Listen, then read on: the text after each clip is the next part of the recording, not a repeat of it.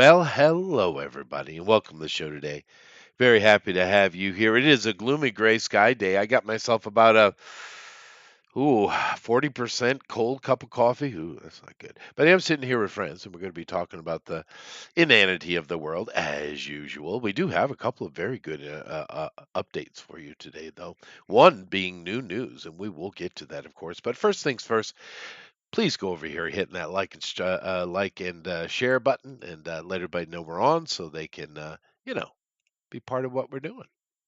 Come join Yeah. us. Yeah, Yeah. yeah, yeah, I like it. Yeah. How are you? How was your weekend? Oh, boring for the most part. Uh, Hung out, got some things done, got some workout in, Mm. you know, that sort of stuff. Nothing too nothing too magical, sadly. But that's all right. I don't mind weekends like that. I don't mind when things are nice and easy, No, Chester. no, I don't Nice mind that at all. Well, and you're a easy. male. Our what Yeah, we prefer is peace and quiet. Women don't get nice and that. quiet. I'll tell you right now, boys, if you meet a girl, meet a lady, Yeah. and she just cannot for the life of her, find peace in quiet. And Ah. I didn't say peace and quiet. I said peace in quiet. Yeah, yeah, yeah, You yeah, have married you're with the wrong woman yeah, yeah. You because definitely she's have. going to make your life hell, or Oh she's yeah. eventually just going to leave you for the more fun guy who is just going to treat her like crap and dump her in 6 months anyway. Yeah, yeah, And then she's going to be like, oh, I should have. Then she's going to try to get back with you. yeah, yeah, Don't yeah. fall And for you're it. an idiot. Don't ever fall for it. Yeah, Never do it. yeah, You can say, I wish you well. That's about it. yeah, And that's about it. yeah. Because if you let her back in, she's just gonna do it again. She is. She's just gonna do it again. You It's true. can't help. They can't help themselves. They Yes. can't find the peace in the No. quiet. They're savages. Yes. Yes. Yes. Yeah. It's a shame that females are like this. It's a shame that they're incapable of, but not all of them. Let's No, of be very course not. clear. And in I fact, I don't even think most of them. I think that the ones who do it give them such a bad rap, and that pretty much any man who's ever been with women has ran into one. oh yeah. But Oh yeah. or many. But once you find the ones who are totally chill, they're ready to chill, they want to chill, they don't need to be out dancing or they don't need to be out doing nothing but I need to have adventure. They don't need all that all the time Right. or else they get, they get all kinds of trepidation or I just don't know if we fit, then leave. Then Yeah, go. yeah, yeah. Go on Yeah. about your way. That's not Um like you can't indulge them occasionally though. yes. Yes, you should in fact. And every person and every, even men we want adventure too. And every woman is going to want some every now and again. But you have to be able to still be with somebody who can be still, right? Yeah, yeah. You have to be able to be still because one, as you Yeah. get older, you just ain't got the time or the energy Right. to be out gallivanting at all hours of the night all That's the right. time. And two, you have responsibilities. If you find a woman who's achieved nothing at all, and by nothing, I don't necessarily mean career. I mean nothing. Maybe she's divorced. Maybe she doesn't have any kids when she's in her, her late 20s or early 30s, and she has a divorce in her history.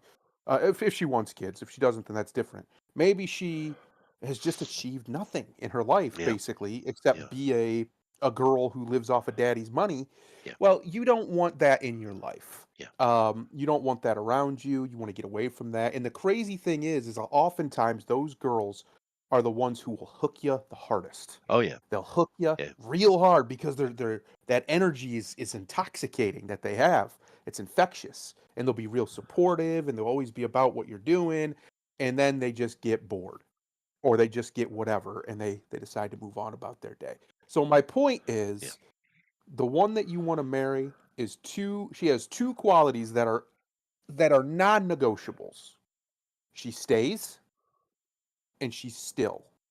She doesn't need constant adventure, and she's not this type of person who, as soon as things get a little bit difficult, she runs for the hills, or she starts looking for an out, or she starts talking about bullshit, made up modern psycho woo woo terms like compatibility and all these things.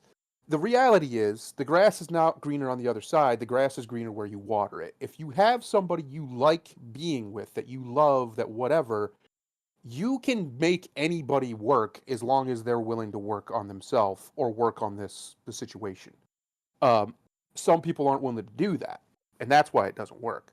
But I've never been this proponent of this idea of compatibility.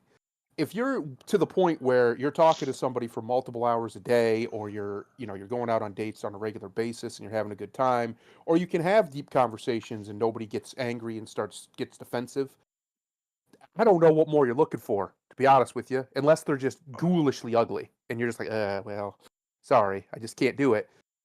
Which most people aren't. Most people are pretty normal. Um, my point is, there's a lot of woo-woo nonsense you're going to hear out there about things like, I don't even know how I got on this topic, things like relationships and whatever. It's all BS. This idea that you have to have you have to have this insane, this ethereal draw to each other, and it needs to be a blah, blah, blah, blah, blah, blah, blah, blah, blah, blah. That's nonsense. If you want a real relationship and you want it to last, you don't just want to, bounce around and party. The only way that happens, the only way that'll ever happen, is commitment. Yeah. That's it. There's no magic bullet. There's no, oh, but we just love each other so much. Okay, great. But that's going to wane. That's going to go away. There's going to be a bad day. Something terrible's going to happen. And you're just not going to feel it.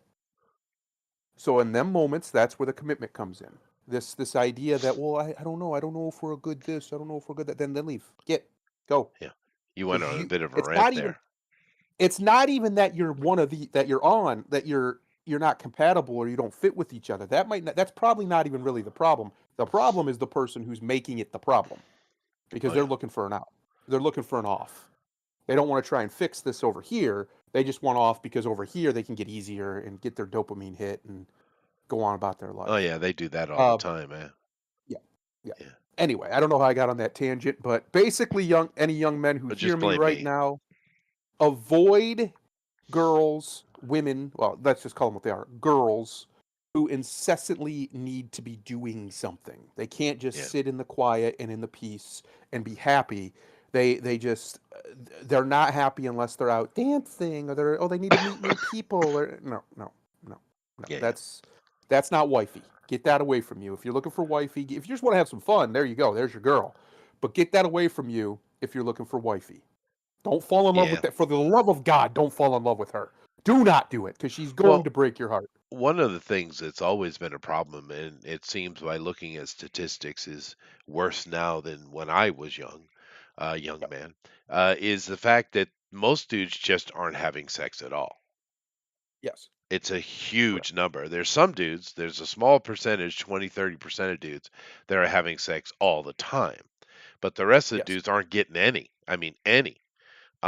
Girls always, gravitate towards something that's above their station. They always do, and of course, we Yep. understand that's a DNA thing, right?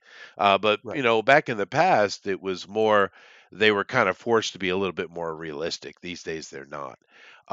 So you get and I'm not concerned about the girls in this situation. It's the guys. So if you're a guy that falls into that 70% category where you're just not getting laid at all, and then you finally get a girl who gives you some attention, men have a very bad tendency of latching on to that desperately, right? Yep.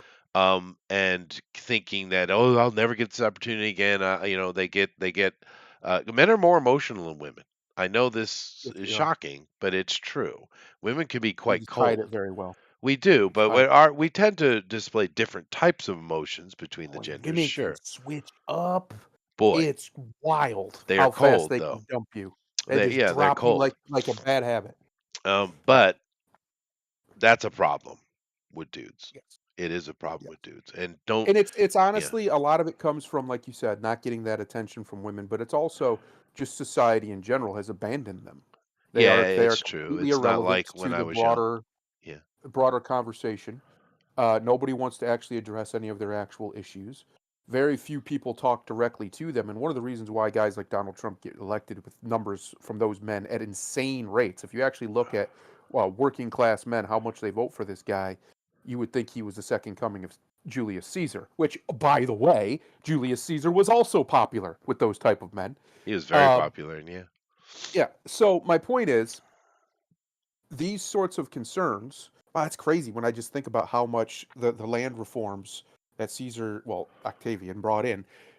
were designed to address these exact issues with that class of men not having access to a higher Oh form yeah. of life. Well, you could argue Um, that's where it started. yeah, I and mean, it's kind of in the same place. We it have didn't this yeah, it didn't get codified sexual until the aristocracy. yeah, no, that's true, but it didn't get codified until, Constantine really with the with the Catholic Church. But that idea of monogamy, one man, one woman, is really kind of Right. coming in under Octavian.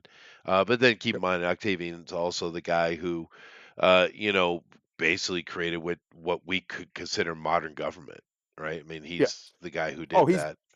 probably the greatest leader of all Oh, time. It's hard to Augustus say was. that. I mean, they called him Yeah. Augustus for a reason. I mean, fair enough. Yes. He was just on at a different level, He man chosen was. by the gods himself. Yes. Um, but anyway, Ruthless yet giving. yes. Yeah. It's Interesting just interesting how we combination get of. all these tangents. Roger asked if my wife is going to leave me. No, my wife is not going to leave me. It's actually a realization I had with my wife that you get all these ideas in your head that you want this, that, or another thing, and you need that. Da, da, da, da, but the truth is, the thing that every man really needs from his woman is, does she stay and can she be still? Everything else you can get from any woman.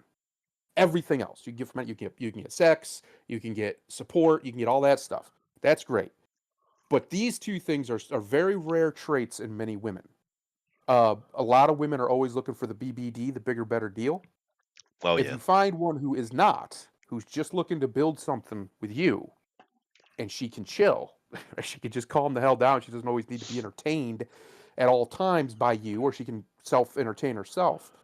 Um, you need to make that work with her if you can, because Right. that's what a And wife is, right? and that's actually, just to interject in that, is in my opinion, because I have been paying attention from afar, and a lot of Hmm. guys are coming over to East Europe and Asia looking for wives, and they're finding Yes. them, right? Hmm. And I think it's over here, as with East Europe, you have women who are just kind of traditional, normal women who don't need that kind of lifestyle. And if Right. they want something, they want to build it with a person. They understand the value of making family. And that's why they're having success over here. And like I said, East Europe as well, and not in the States, because this idea of, we're women, we don't have to, what's the word they use, um, to take lower than they want. What's that called? Hypergamy. Yeah, hypergamy. No, there's another word I wanted. But anyway, yeah, that we'll go Settle. with Maybe that's what it settle. is. Settle. Thank you. There's the word. Yeah. It was a very basic one. I don't know why I had trouble with it. Settle. And of course, it's ridiculous because they're not settling. They just think they are. But it is a big Right. problem in the West. And of course, it's not all. We know that. I think But it's interesting how I'll call him the enemy has convinced women, especially men too, but women especially, that settling is a bad thing. When that word to settle is a foundational word. It literally means to set, to be steady. That's what it yeah, means. You have yeah, it's not a settled. bad thing. It's a You are good thing. steady now. There's nothing wrong with that. Now, if you've chosen somebody you're not attracted to in any way to do that, well, that was just a stupid decision. But the act of settling itself isn't the problem. It was what you settled on that is the Yeah, problem. The reality is, anybody who's remotely attractive, or a man who makes good money, or any of these things, he tries to take care of himself, he doesn't smell, things like this. Any marriage you take, any woman you get, unless you're marrying into like royalty, you're always settling. You've decided, okay, I'm going to pick this one and we're going to settle. We're going to settle down, right? We call it settling down for a man. We're going to settle down. yeah, It's the same thing, but for some reason we've allowed these people to corrupt the language against the females mostly, and convince them that settle, oh, you don't want to settle. What if there's a better guy out there for you? What if he's got more money, or he's handsomer, or he's this, or he's whatever trait that largely at the end of the day doesn't matter. Well, the money one might, but the other ones don't really matter, uh, because they're not going to make you happy. Because the yeah, truth of the matter is, your partner cannot make you happy. All your partner can do is remove your sadness. And what I mean by that is reduce your sadness yeah. by not being a source of it. And if And you go with somebody who you think is a way above you, most likely, unless they acknowledge that and are okay with settling themselves, um, you're just going to be miserable. Yeah. There's that old song. What? How's it go? Don't make a pretty woman your wife. If you want to be happy for the rest of your life, don't make a pretty woman your wife. The idea is, obviously, you're going to still want to marry a pretty girl, but if you go way above, you swing too high, you're going to be miserable because she's not going to be loyal, or you're going to think she's not going to be loyal because you're going Right. to be insecure. A bunch of men are going to flirt with her everywhere she goes. You're going to have to deal with that, which that's never bothered me because it just doesn't. I actually think it's hilarious. I take it as a compliment as long as she's not flirting back. Right. I take it as a compliment, but some men can't do that. They can't separate it and they Right. can't get it out of their head, Right. especially if it's a situation where, let's say, you do something, you travel a lot, or she has to travel a lot for something. That's going to mess with you. All that energy around her all the time.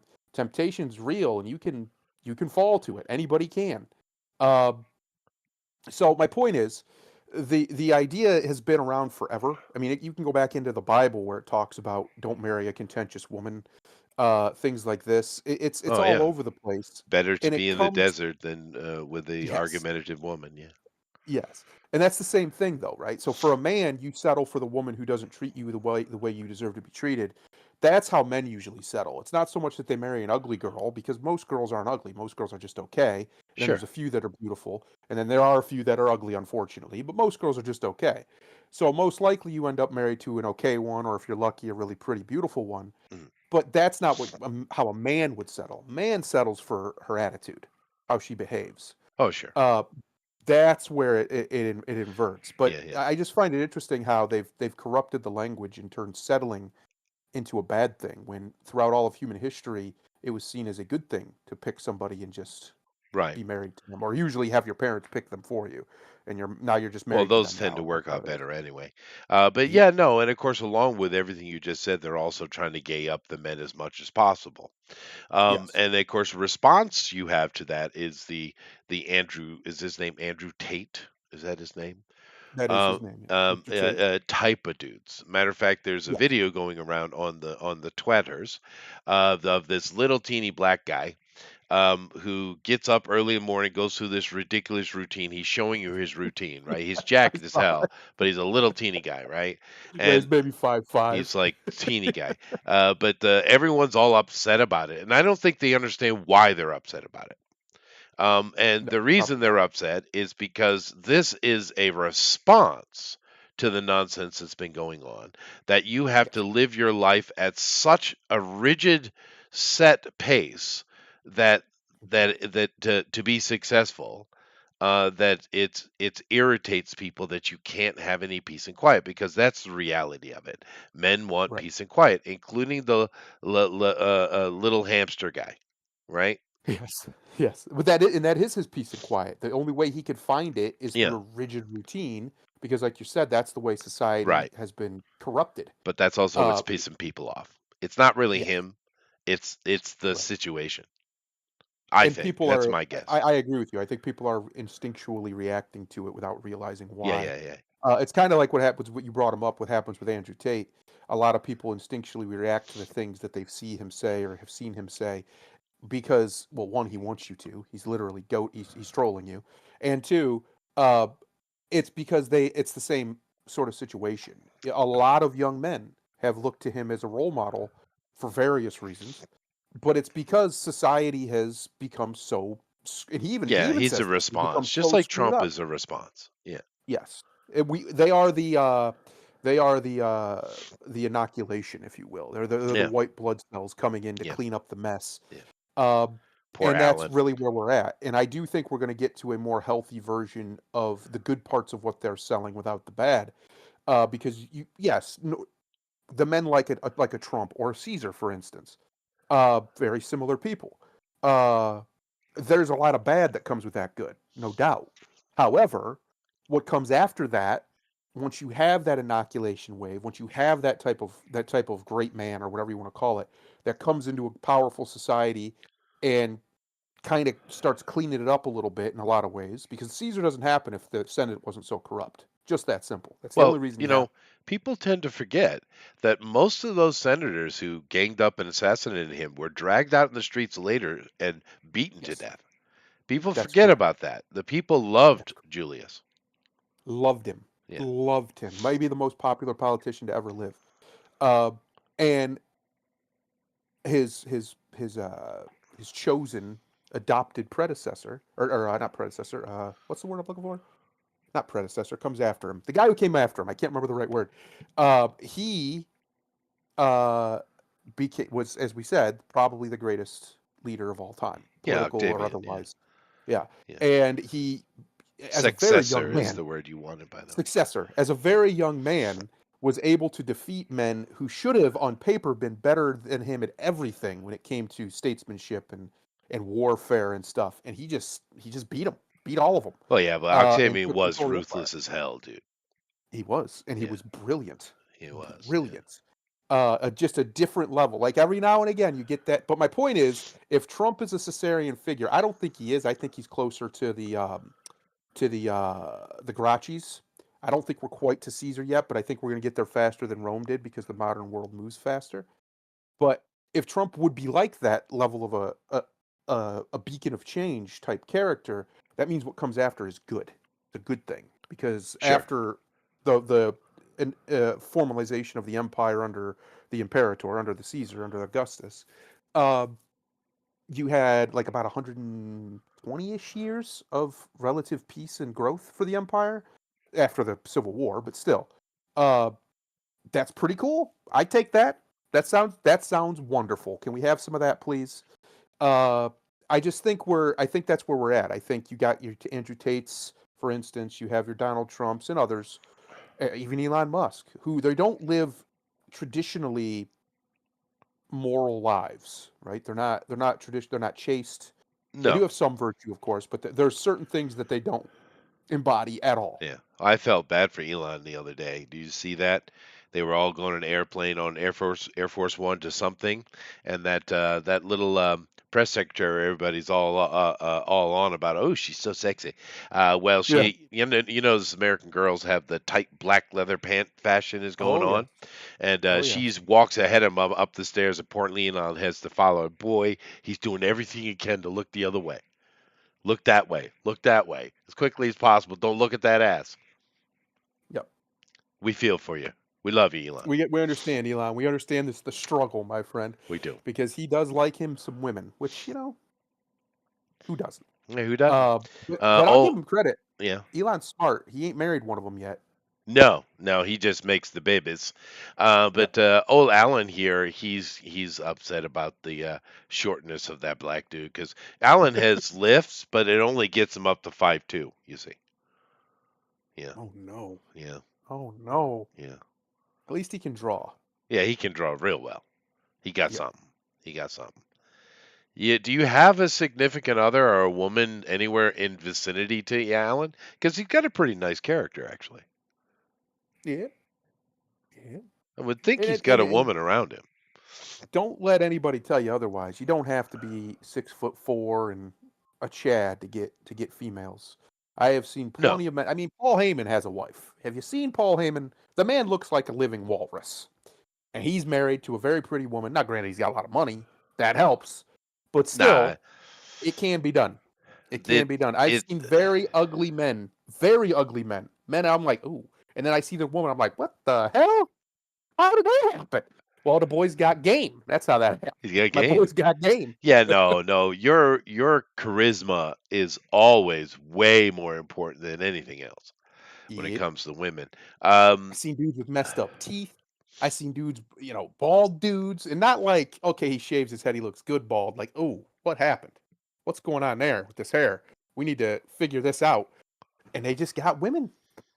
They just they get them do. Yeah, yeah, yeah, yeah. because Yeah, it's just all about the game. It's all about as the youngins say, the riz. yeah, no, I You don't have have the any of those riz. problems though. I'm tall and beautiful, so Yeah, yeah, we get it. You're a tall Viking man. We yes. understand. Alan says, "I hold my pen with two hands. Oh, I'm a little king. I'm a walking pocket rocket. Oh, good job, dude. Good to hear. Good to hear. Yeah. But yes. unironically, I don't even know how I got on this tangent, but something in me, maybe it's the Lord above, is telling me that somebody out there needs to hear it.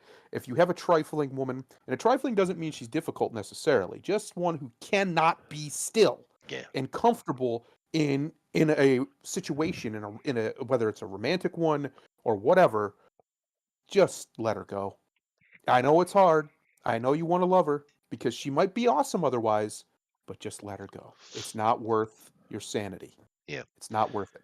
Well, the problem, one of the big problems women have, is these days is they're all out there. They've been told and they've been allowed the license to go out and sleep around, right?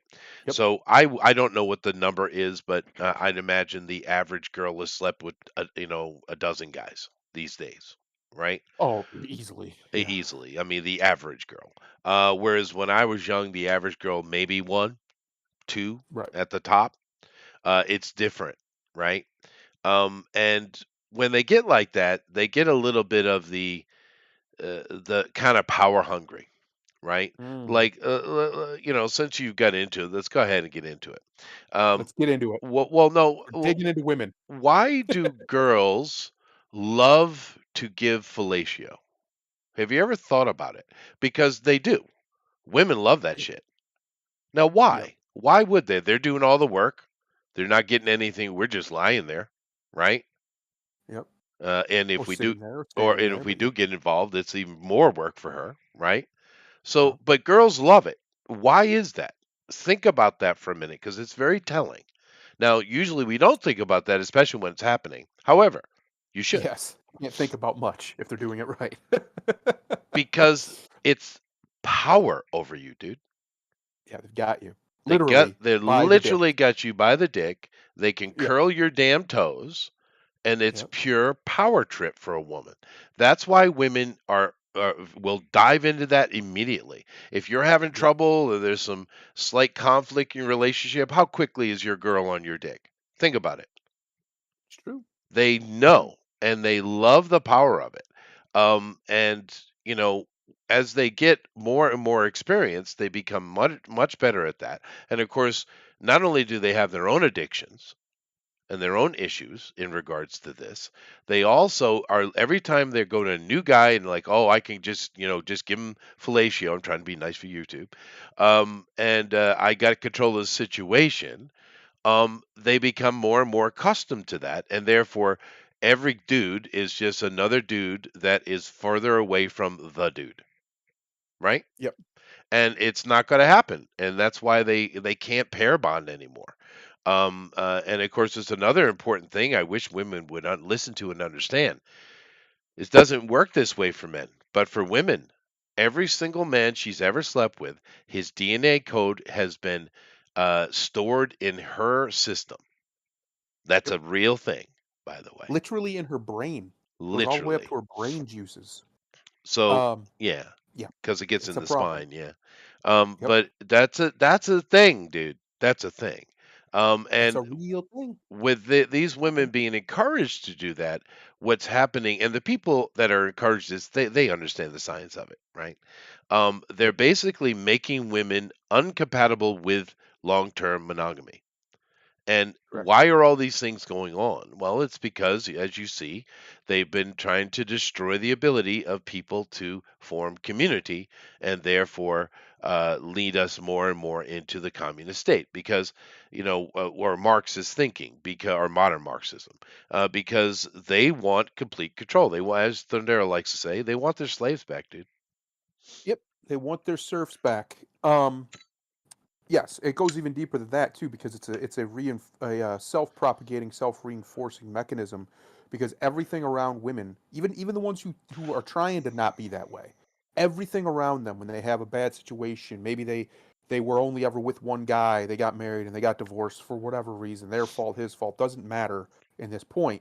Everything around them will tell them they need to go. Well, you need to go have experiences. It just means you need to go Yeah. get fucked. That's what. Let's just call it what it is. Uh, Yeah. no, you don't. No, you do not. You do not. I promise you. I promise you. It is not going to make your life any better. But you get surrounded by people who tell you that you need to go explore and figure out what you want. Uh, Ladies, let me. Ladies, let me tell you something. No man who's trying to have sex with you is trying to give you what you want. Let me be very clear. He's trying to tell you what you want to hear, but what he's trying to do is get what he wants. That's it. Once the sex is the deal is sealed, if he has all the power now in that dynamic, because the only real power you have over him, most likely in most situations, is he wants at the glory. He wants the glory. Once you give him the glory, now he's got it. Yeah. And that now he has all the power in your situation. So if he wants to, he can. This it happens all the time. You hear all these stories of these women will talk about it. He just completely changed after we had sex. He did this. He did that. Yeah, Yeah, of you course. gave him all the power. You gave him all the power He just away. Yeah. he got what he Um, wanted. yeah, and especially if you're, I don't want to be rude, but if it's, there's a huge problem in America, particularly. It's not as same outside, but in America, particularly within the black community. A lot of those guys, not all of them, but a lot of those guys want to score the white girl. It's like a revenge against the white man. Now, Yep. some people might push back and say, "Oh, it's bullshit, Chester." No, it's really not. And a lot of these girls, especially under this last regime we've had, have done so. How many white girls have gone and say, "Well, I want reparations," and given themselves up to black dudes? And those black dudes aren't going to keep them. They just No. want the tap, right? Because yeah, I got you, white man. I got you, woman. And not understanding that white dudes really don't think that way, but they think we do. You see. Yep. But that's another issue with the white girls, particularly that the other girls don't have. But it is a problem, right? Alan says, I work at a bar. Makes it easy. Oh, nice. No wife material in L.A., though. Yeah, the big cities, I'd say, are lost. Just whores, he says. Yeah, I would get out of the city if I were looking for a wife. Um, I want my chained up, black Democrats. I don't know this song. I don't know what he's trying to sing a song about black slavery. I think I'm not really sure, but I like the effort. I Yeah, I do. appreciate the I effort. do. Well, I So mean, one thing you notice every about a lot of women is like I'm going to go back to this real quick because we are surrounded by a society that tells women that it's okay if they're whores as long as they only do it, for a while. Nope.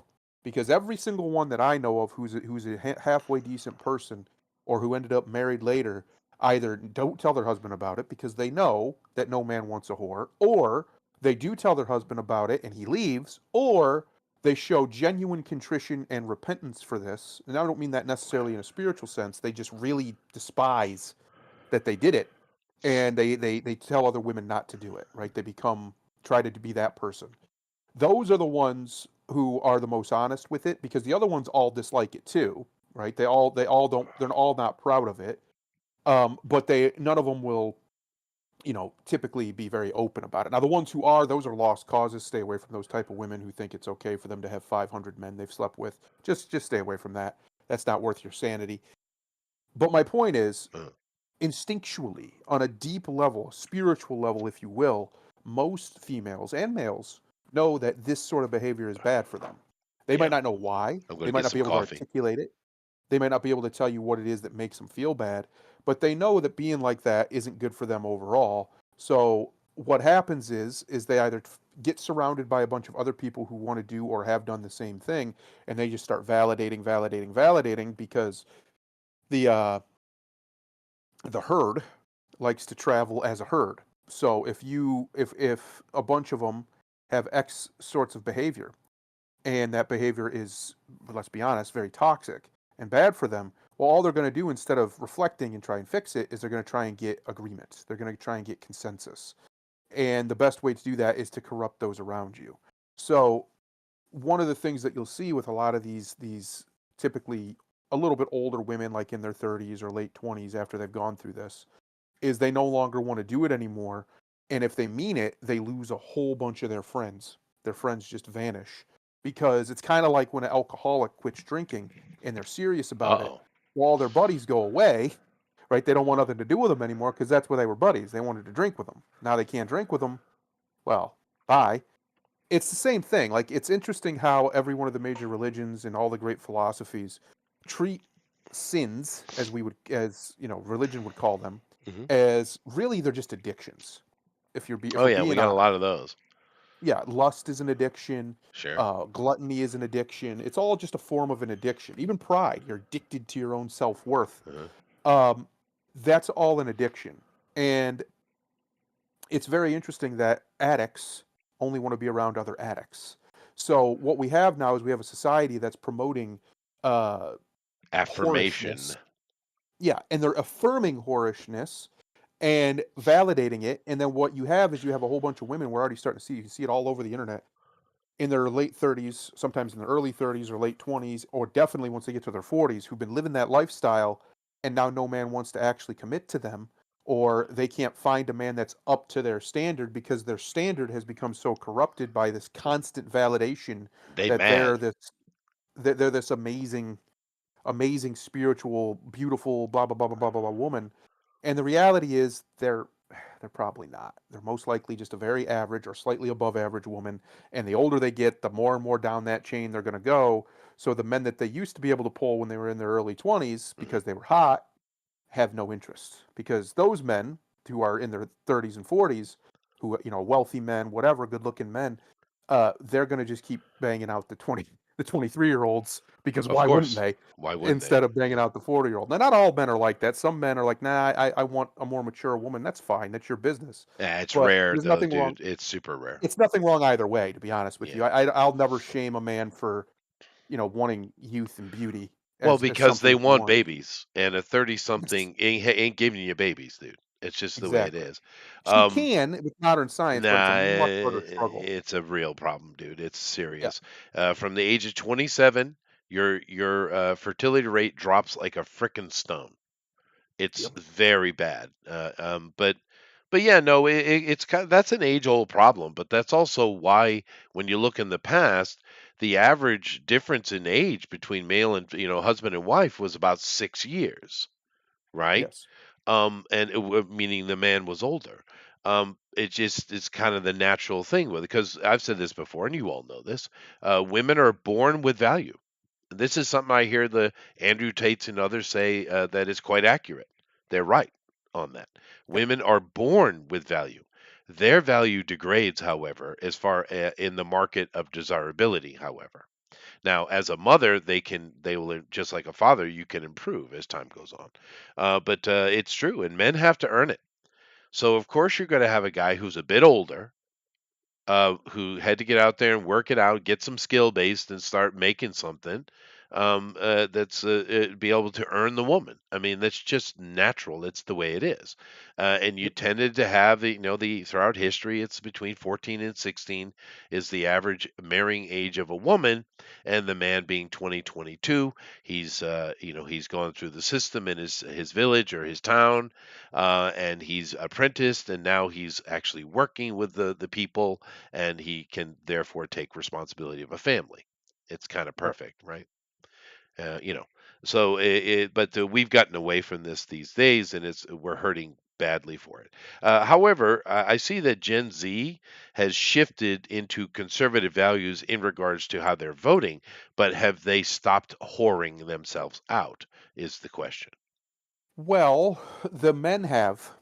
The Well, the young men men definitely largely have. have. The men are backing up Um, real hard. Yeah. so what you have now is it's becoming even worse. So normally it's the Pareto principle, right? The 80-20 rule, and Right. that's pretty much applied everywhere. Sure. And even Yeah. in the sexual marketplace, it's used to be, and it's pretty much has been throughout all of history, that 20% of the men and higher get basically all the women, and they just pass Yeah. them around About amongst themselves 27% essentially. when it comes to Yeah. the genome. Yeah. But now, because a lot of the young men who either who could get the women, but they're checked out because one, the other, they're all whores. This is how they think. This is their thinking. I'm not saying they are, but that's what they think. They're all whores. They've checked out and they've turned spiritual. They've turned inward, whatever, and they're looking for good girls, wives. Um, you have a serious. It's getting even worse. Is my point. Yeah. So basically, I think it's like 1090 now is basically the spread Yeah. where It's it's what I've about 10 heard. Yeah. I've men heard are that this. banging Yeah. all the women. So all the and not all the women, they're banging the hooters. Let's be honest. That's who they're having sex with. Yeah. But Well, when you yeah. actually look at the data, it's actually only the most the most whorish of both sexes that are kind of all banging each other. Except for most men, unless they have a spiritual or moral or philosophical reason not to abstain, most men would be whores if they could. It's just those women Oh, won't give them sure. the time of day. That's true. Uh, Yeah, but you have a lot of young men, especially like you said in Gen Z, who are turning very spiritual. I saw a stat that as of now, the 20-year-olds and under are more right wing, more conservative than the 75-year-olds in this country. That's insane. I don't think that's ever happened. And that's probably a good thing because our society has become so degenerate. And that's what I've been talking about this whole time. Like the women especially have been convinced that hedonism is acceptable and you should just chase pleasure and it's okay if you just take a year off from your life and just go party and have fun. It's only 1 year. Okay, but you're not guaranteed another year. So what if you have things you wanted to do? What if you wanted to finish your degree, or what if you wanted to start a family, or whatever? Uh, while you're out here chasing pleasure all over the world, you don't know. Your death could be next year. right. And people say, well, that's why I'm doing it. What if I die next year? Yeah. What if, think about what you just said. You want your life to just be pleasure. You don't want to accomplish anything. You don't want to have anything of any merit or Legacy. value, Yeah, legacy that you left behind. You just want to screw it. I'm going to die anyway. Well, guess what? That was always an option. right. That was always Yeah, you're going to die. Your mortality is not in flux. It's not a question. It is the one true certainty in every human's life. You will die. Memento mori. Always remember that you will die. oh, of course, So if that is true. hedonism is all you want, that's all you're after, you're going to have a very empty, Well, I mean, empty live by the life. sword, die by the sword. Yeah. Yep. But that statistic always gets me, though. I mean, Yes. 27.34% of men throughout history have, a skewing more infant mortality, of course, have made the babies. And the other side of it is even more shocking. 88.95% of all women have, a skewing, infant mortality, have Right. produced children. What a Crazy. fucking number, dude.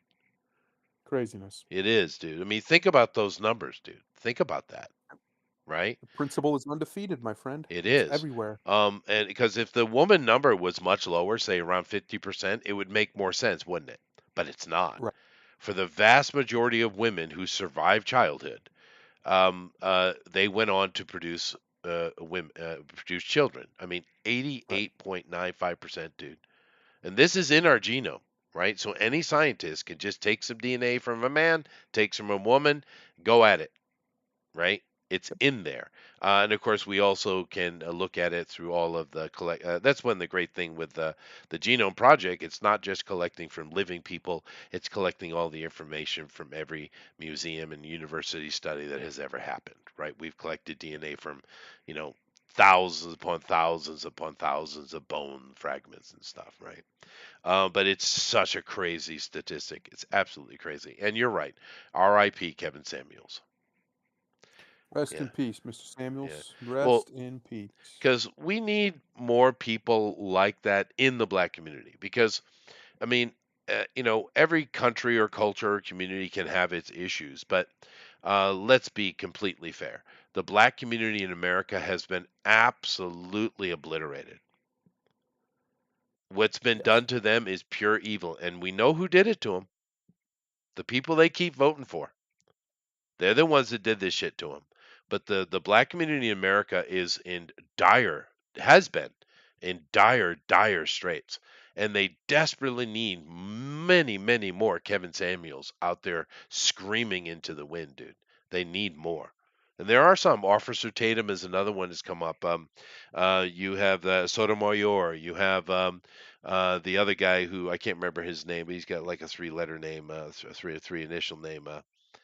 Anyway, there's some, but we they need a lot more because the black community is in serious trouble, dude. Yep. And Kevin Samuels unfortunately was a voice not only for men but also for women, black women, right? Because that's who he spoke to, and I had no problem with that. I mean, was Kevin Samuels like, for instance, he a racist? Does he hate the white dudes? I have no idea, nor do I care. But that is a No, I unfortunate don't think thing. so. I don't think so. I don't think he was a big fan of the cracker dude. It's all right. Yeah. It's all right. It is all right. Um, It's not, but no, because their community it's a needs help. problem. It's a problem that needs to be resolved, and it will be resolved because, like I said, the young men aren't putting up with it. And at the end of the day, the women choose who gets to have sex. The men get choose who gets to be wives, Oh yeah, and that means we choose the future because it's the yeah, family unit that, no matter how hard they try, will always be the most important unit in any civilization. So whoever gets to pick oh yeah, whoever gets to pick the family units and the way those units are functioning just straight wins. oh What yeah, we do need to see and what we are seeing is a massive pushback on the family courts at all levels in which is America. The great. way that they're horrifically corrupt against men, especially, and honestly, they shouldn't exist at all. They only exist so that the courthouse can abdicate its duty. Uh, it's it's a good thing to watch. It's a good thing to see because look, I get it. I get the argument that the pro female, pro woman side will make. Well, she carries the babies, so she has more rights to them. Well, no. Sorry to tell you. Um, I get where you're coming from. I get your sentiment, but you're wrong. Uh, she simply does not because it well, takes two to tango. Those babies didn't just manifest in her belly like Jesus did. She was willingly, openly, and typically, of course, decided to procreate with a man. Especially in the modern era, I don't want to hear accidental pregnancy from any woman that's that true. wasn't somehow drugged or forced or coerced You in never some hear that manner. conversation, do you? Yeah, no, there's no such thing as an accidental pregnancy in Yeah. 2025. There is way too many ways to protect yourself as a woman from getting pregnant, including if you wanted to, an abortion that you can take in a pill. So I don't want to hear Yeah, it. but those Um, pills are really do a number on the female body, though. yes. They're really not healthy for Well, a so do woman. abortions. No, they're not great either. But yeah, that's a whole nother conversation of this. That's forever conversation as well. Um, because it makes me think of Charlie Kirk. Actually, Mm, that comment. Now, old Charlie, I remember when he first came out and he was, change my mind type of thing is what he was doing on the campuses, and he's always done this. And in the beginning, everyone was against Charlie. Now, when you see Charlie out there, the majority of the crowd is with Charlie. Now, I guess I would ask the question: is he a natural result of a person who saw a problem and decided to take it on head first, or is he an agent of the right? I don't really know, and I don't really care because he's very effective at it. And one of the things that he constantly runs into at these campuses, of course, is the abortion conversation, right? yep. That comes up all the time. And I do kind of like his argument. I don't agree with him 100% because for me, obviously, I don't care how you cut it, it's murder. It doesn't matter how you cut it. Now, the question is, what level and types of murders do we allow as a society, right? If someone is a murderer, we allow them to be murdered, right? The death penalty. There's many arguments you can make, but I understand that there are certain circumstances that should be allowed, sad as they may be. But I think the problem with this is, like old Bill Clinton, rare and safe. I think the problem with that is not acknowledging in that thinking that no matter how you cut it, it is murder. It's just, is it state sanctioned murder or not, It's right? killing. Well, you are. You're Definitely killing. you're definitely killing a life. I don't care how you cut it. And I'm not saying there aren't situations that it should be allowed because I think there are. I do. Like the aforementioned Charlie Kirk, he doesn't agree with it in any case, and I understand his take on it. But yeah, I think we need to start from that premise. Whether you agree there are certain situations where abortion is valid, we all must agree that, well, you are murdering a human life. Let's agree to that. I mean, how do you take that? Yeah, no, you're ending a human life. Yeah, The people who try to argue against it, that's just bad faith, disingenuous, dishonest. yeah. It's bullshit. Well, they You're like ending to a use human the life. word fetus, which they're so stupid they don't Which understand. All that means is baby. It just means baby. That's Yeah. just a It's fancy way literally to say just baby. another word, another language's word for baby, literally. Yeah. But no, you're ending a human life. Now there Yeah. are times where that's acceptable. Like I'm okay with the death penalty. I actually think we should use it a lot more, like our ancestors did, because it cleans out the bad actors, bad apples, gets them out of the gene pool, gets them out of the social pool. We don't have to keep. One of the biggest problems with the American prison system is the recidivism. The fact that Oh yeah. pretty much if you ever go to jail, you're like 80% chance, I think it is, to go back. That's insanity. That's not how that's not a working system. That's madness. It is. So if we believe we can rehabilitate these people, then why aren't we? Why aren't they being fixed? What's the issue? Um, and there's a lot of people who have answers for that, but honestly, for some of them, especially ones who are violent, there is no answer for that. Until they decide that they don't want to be violent anymore and they genuinely mean it, they're just going to keep being violent because it's easier. It's what they know how to do, or they're Well, just it's too the stupid to system not they're know in. anything else. It's that Yeah. too, but it's also just the system they're in. So But we can either yeah, dismantle that system, which is a lot harder because it's well, impossible. chosen by those people, Yeah, or we can just eliminate them. yeah. And one of the things that we're seeing in El Salvador, for instance, which they don't really kill them that often, but they do kill some of them, uh, is once you take the bad people out of society, society just gets better. Shocking I how know quick that it's happened. crazy how quick Shocking. that can happen. Yeah. And You just actually, get the they've bad people out, and things get better. I know it's nuts.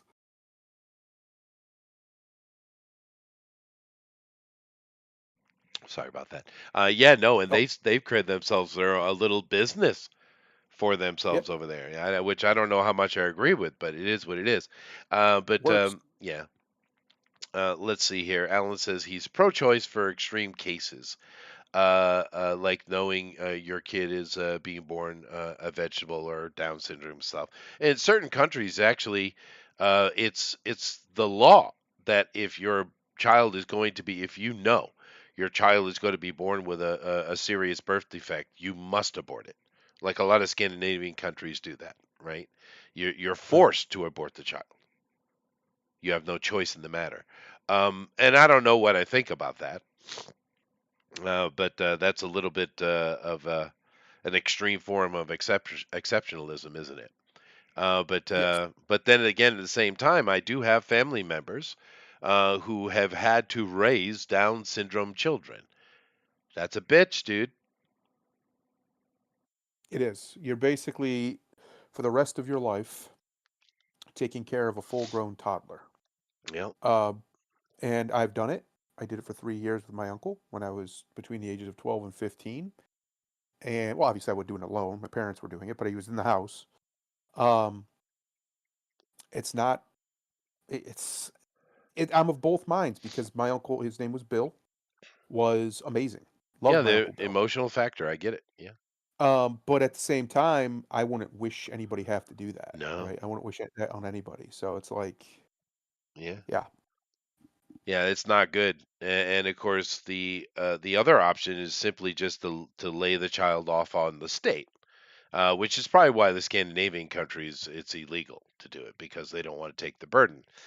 They take 6% of your money. They have better things to spend it on, like gays and transgender surgeries. Those things are necessary. You see, but yes. that was sarcasm.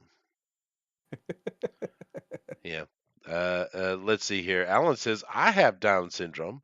Your uncle. I thought you. I was like, well, that makes. Chester. Uh, I am now his Poor Alan. legal caretaker. It's hard. It is, dude. And I understand the emotional aspect to it, the social responsibility. I get all that. We all do. But it's a freaking bear, dude. To have to take that responsibility, it holds you back from what you can do with your own life by caring for someone else. Yeah, And in a way, it can ruin lives yeah, in an odd way. And I understand all the argument. I get it. I do.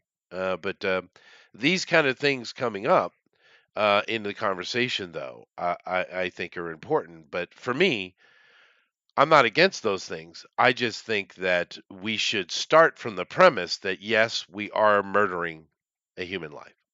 That's yeah, what I think. We should never forget that. And we have so many people on the left who are trying to dehumanize this child to the Right. nth degree, right? And that's not correct. Because especially now, that was a great study that came out a few years back. We know without question now that life does begin at conception. We know that. Right. They used to argue against it, right? That, oh no, life didn't come, intelligence doesn't come till later, yada yada yada. No, no, no, no, no, no, no. Life So does start at conception, and of course everybody knew that. You're just trying to make excuses, but now you don't have that excuse anymore. right. So they use the word fetus. But then again, keep in mind these assholes want to be able to have the right to murder the child up to what's the current age? 10? Pretty much, yeah. Yeah, just killing, just shoot some kids. All right. Can we just kill some kids? Why are you in the way of us killing kids? Well, we don't like it when you kill kids. Well, you're the bad guy. Oh, Yeah, right. But I mean, to be okay. honest, it's really no different. Killing a No. child in the womb and killing a child at age 10, it's the same thing, really. It's really not different. I mean, Yeah. Anyway, what you started quite the conversation today there, Thunder. I did. I came in hot. I You came in a did. little hot, Give it a little Chester. hot. Came in a little hot. That's all right. I'm tired. I'm tired of all these hoolas. You see, there's Whores. hooling. They're just Whores. whoring everywhere, Whores. hoeing everywhere, and Yeah. I can't with it anymore. This idea that I need to be free and I need to explore. I need to find myself, bitch. Listen. When you were back wherever you're from, wherever you came from, and you were miserable all by yourself alone, going somewhere else ain't gonna make you happy. Yeah. Because the reason you're unhappy is you. You look in the mirror. The answer to all of your problems and all of your questions resides within that glass. Oh, sure. You are the cause of your discontent. The reason you feel guilty or shame or bad or wrong or pick a negative emotion is because you are those things. Fix it. Fix those problems. If you need to get therapy, do it. It's probably not going to help, but you can try. Go to church if you're a spiritual person. Get some actual friends who you can talk to about stuff who will listen and try to understand. And then when they tell you this is what you're doing wrong, accept it and try. They might be wrong. They might have a wrong take, but just try it. Try their advice. Put it to the test and see if it works. If you feel better, awesome. If you don't, okay. But one of the best ways to feel better, Chester, one of the Mm. best ways in all of civilization, we've known this, and yet for some reason, we've decided that we need pills and science Yeah. to solve all of our problems, Yeah. is to get outside Drugs. of your house. Leave your home. And I don't mean travel to another country. I mean go for a walk. I mean, go just go be in some social people around some other people for a little while. You don't even Get a have to hobby. talk to one of them. Get a hobby. Mhm. Join a club. Yeah. Make a new friend. Just Sure. a new friend sometimes is enough to get you to chill out. Do things that make you feel good about you. That Mhm. doesn't mean go do a bunch of degenerate stuff because that doesn't actually make you feel good about you. It might make you feel good, Mhm. but then later you're not going to feel so great. So do things that make you feel good about you. Start working out harder. Start a new workout routine. Yeah. Start doing some Be art like the little project. black hamster guy. Yeah, do something to find fulfillment. Complete a task. Write Mhm. down 3 Well, he things. Doesn't have to be complicated. 3 simple things. Do them that day. You'll yeah. feel better. I promise. You'll Thundero's feel better. 12 step program. Dude, when that little That's right. black dude was running on the treadmill, I laughed. Oh my god, dude. It was Oh, so Chester, this hilarious. guy. What's funny is that man's gonna become world famous, He and will. all he does is post. Apparently, he's got like 8 million followers on Instagram or something, so he's already pretty famous. Well, But he's one of the example of one of those dudes like the Kardashians. He's become famous by acting like he was famous. that's right, Yeah. So good brilliant. on him. Good for him. Fake I it till you just he make it. makes me laugh though. Fake it till you make it, and he did, Yeah, and he it did. worked. And he's real worried about his skin too. Oh my goodness, yes, yes, very worried about the Very skin. very feminine. Yeah. Yeah. But anyway, I people are definitely getting upset about that, and I get why. But yeah, no, it's a world out there. Now, me personally, I have no clue. I was wise and made proper decisions in my life, so I cannot really relate to you, chodes. Well, the one thing that you have to do, and I've went through a period of depression, genuine depression for the first time in a very long time recently. Mm, Um, one thing you have to do, and one of the problems being where I live, it was so ridiculously cold outside. There was literally nothing to do but just be inside and not freeze. Um, but one thing you have to do is you have to get out of your routine. Depression isn't there are times when it is, but for most people, I don't think it's real. What I mean by that is you're bored. Your brain is bored. Your yep, spirit is bored. You yep. need to get out of yourself and go into the world of your local world. Go into people, talk, hang out with friends more. Do something that isn't boring. You need to have, and I don't mean fun. I mean fulfillment. Find something that fulfills you to do. It could be anything. It might not be things you've done before, or it might be things you've done before. Maybe it's an old hobby or an old project or Sure. whatever. Maybe it's your job. Maybe your job sucks and you just Oh need to get a yeah. new one. Or Get a new maybe. one. Yeah. Just do it. Can Go get you? a new one. Even if it's not a better one, just get a new one. It's You true. never know. Yeah. No, that can brighten you up quite a bit. Can you tell me who Casey Anthony is? Casey Anthony is the woman who I do believe, if I am correct, murdered her children and got off scot free because of some nonsense. Yes.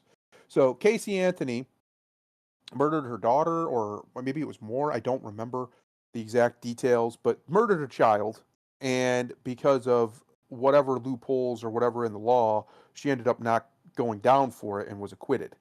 Well, it's pretty much established that she did it. I think she even admitted it, but somehow she didn't go down. And then she now has apparently become a TikToker, and people have.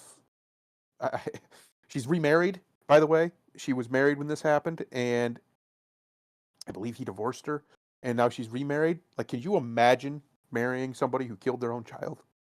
Couldn't be me, bro. It's pretty bad. Um, yeah, you're down bad, bro. You need to get up. But that's who Casey Anthony is. It was a famous case in America, I don't know, a decade ago, Hmm. give or take. Let me go see if I recognize. Sorry, I'm eating a donut. Oh, Hmm. 15 years ago, it says. This says 3 weeks ago. So 15 years ago. Let me see.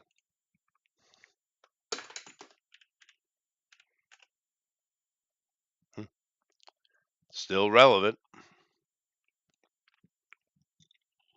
Well, yeah, because she just launched some new TikTok thing She looks like Alanis Morissette.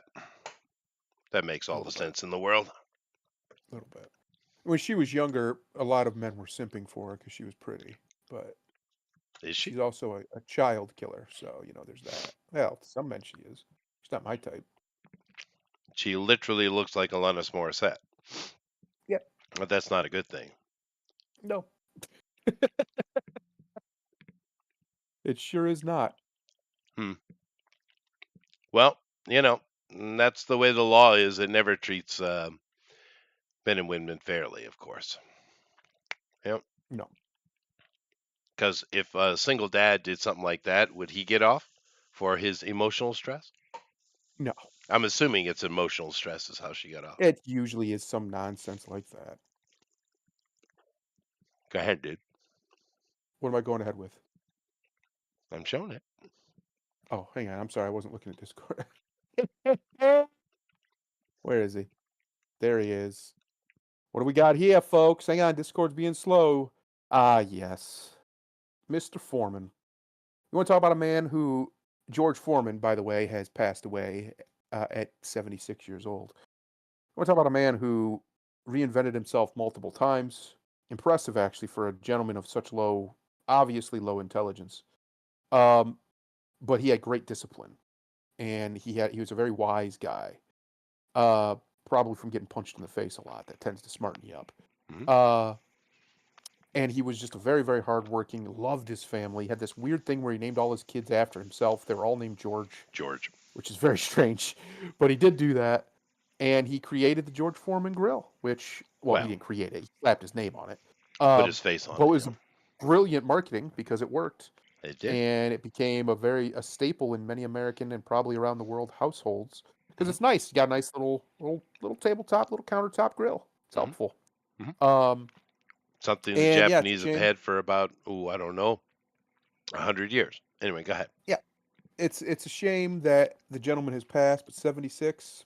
All right, it's a bit young. That's not too. It's a little young, but not really for a black It's guy. not I don't think. horrible. Especially a former boxer, like Yeah, who yeah, boxed into his 50s. Like he was world yeah. champion in his 50s. That's Yeah, no, crazy. the story with George is really, really interesting because when he came out when he was young, this picture you see here, um, he, yes, he's Early always looked 40s. old, but when he came out when he was young, he came onto the scene, rolled right in, became world champion pretty quick, right? Yep. Because he's considered to be one of, if not the hardest hitters in the history of boxing, right? Yes. But the thing about the young George is he was an absolute asshole. Yep. He was a horrible, mean, arrogant, racist dick. These are his words. Yep. Yeah. Yeah.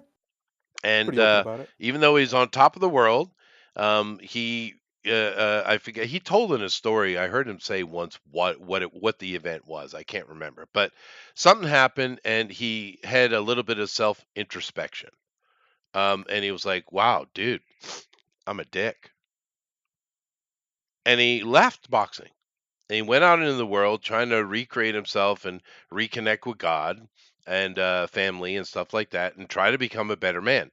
He did a lot of missionary work. He, stuff with his church, and he Right. did become a better man.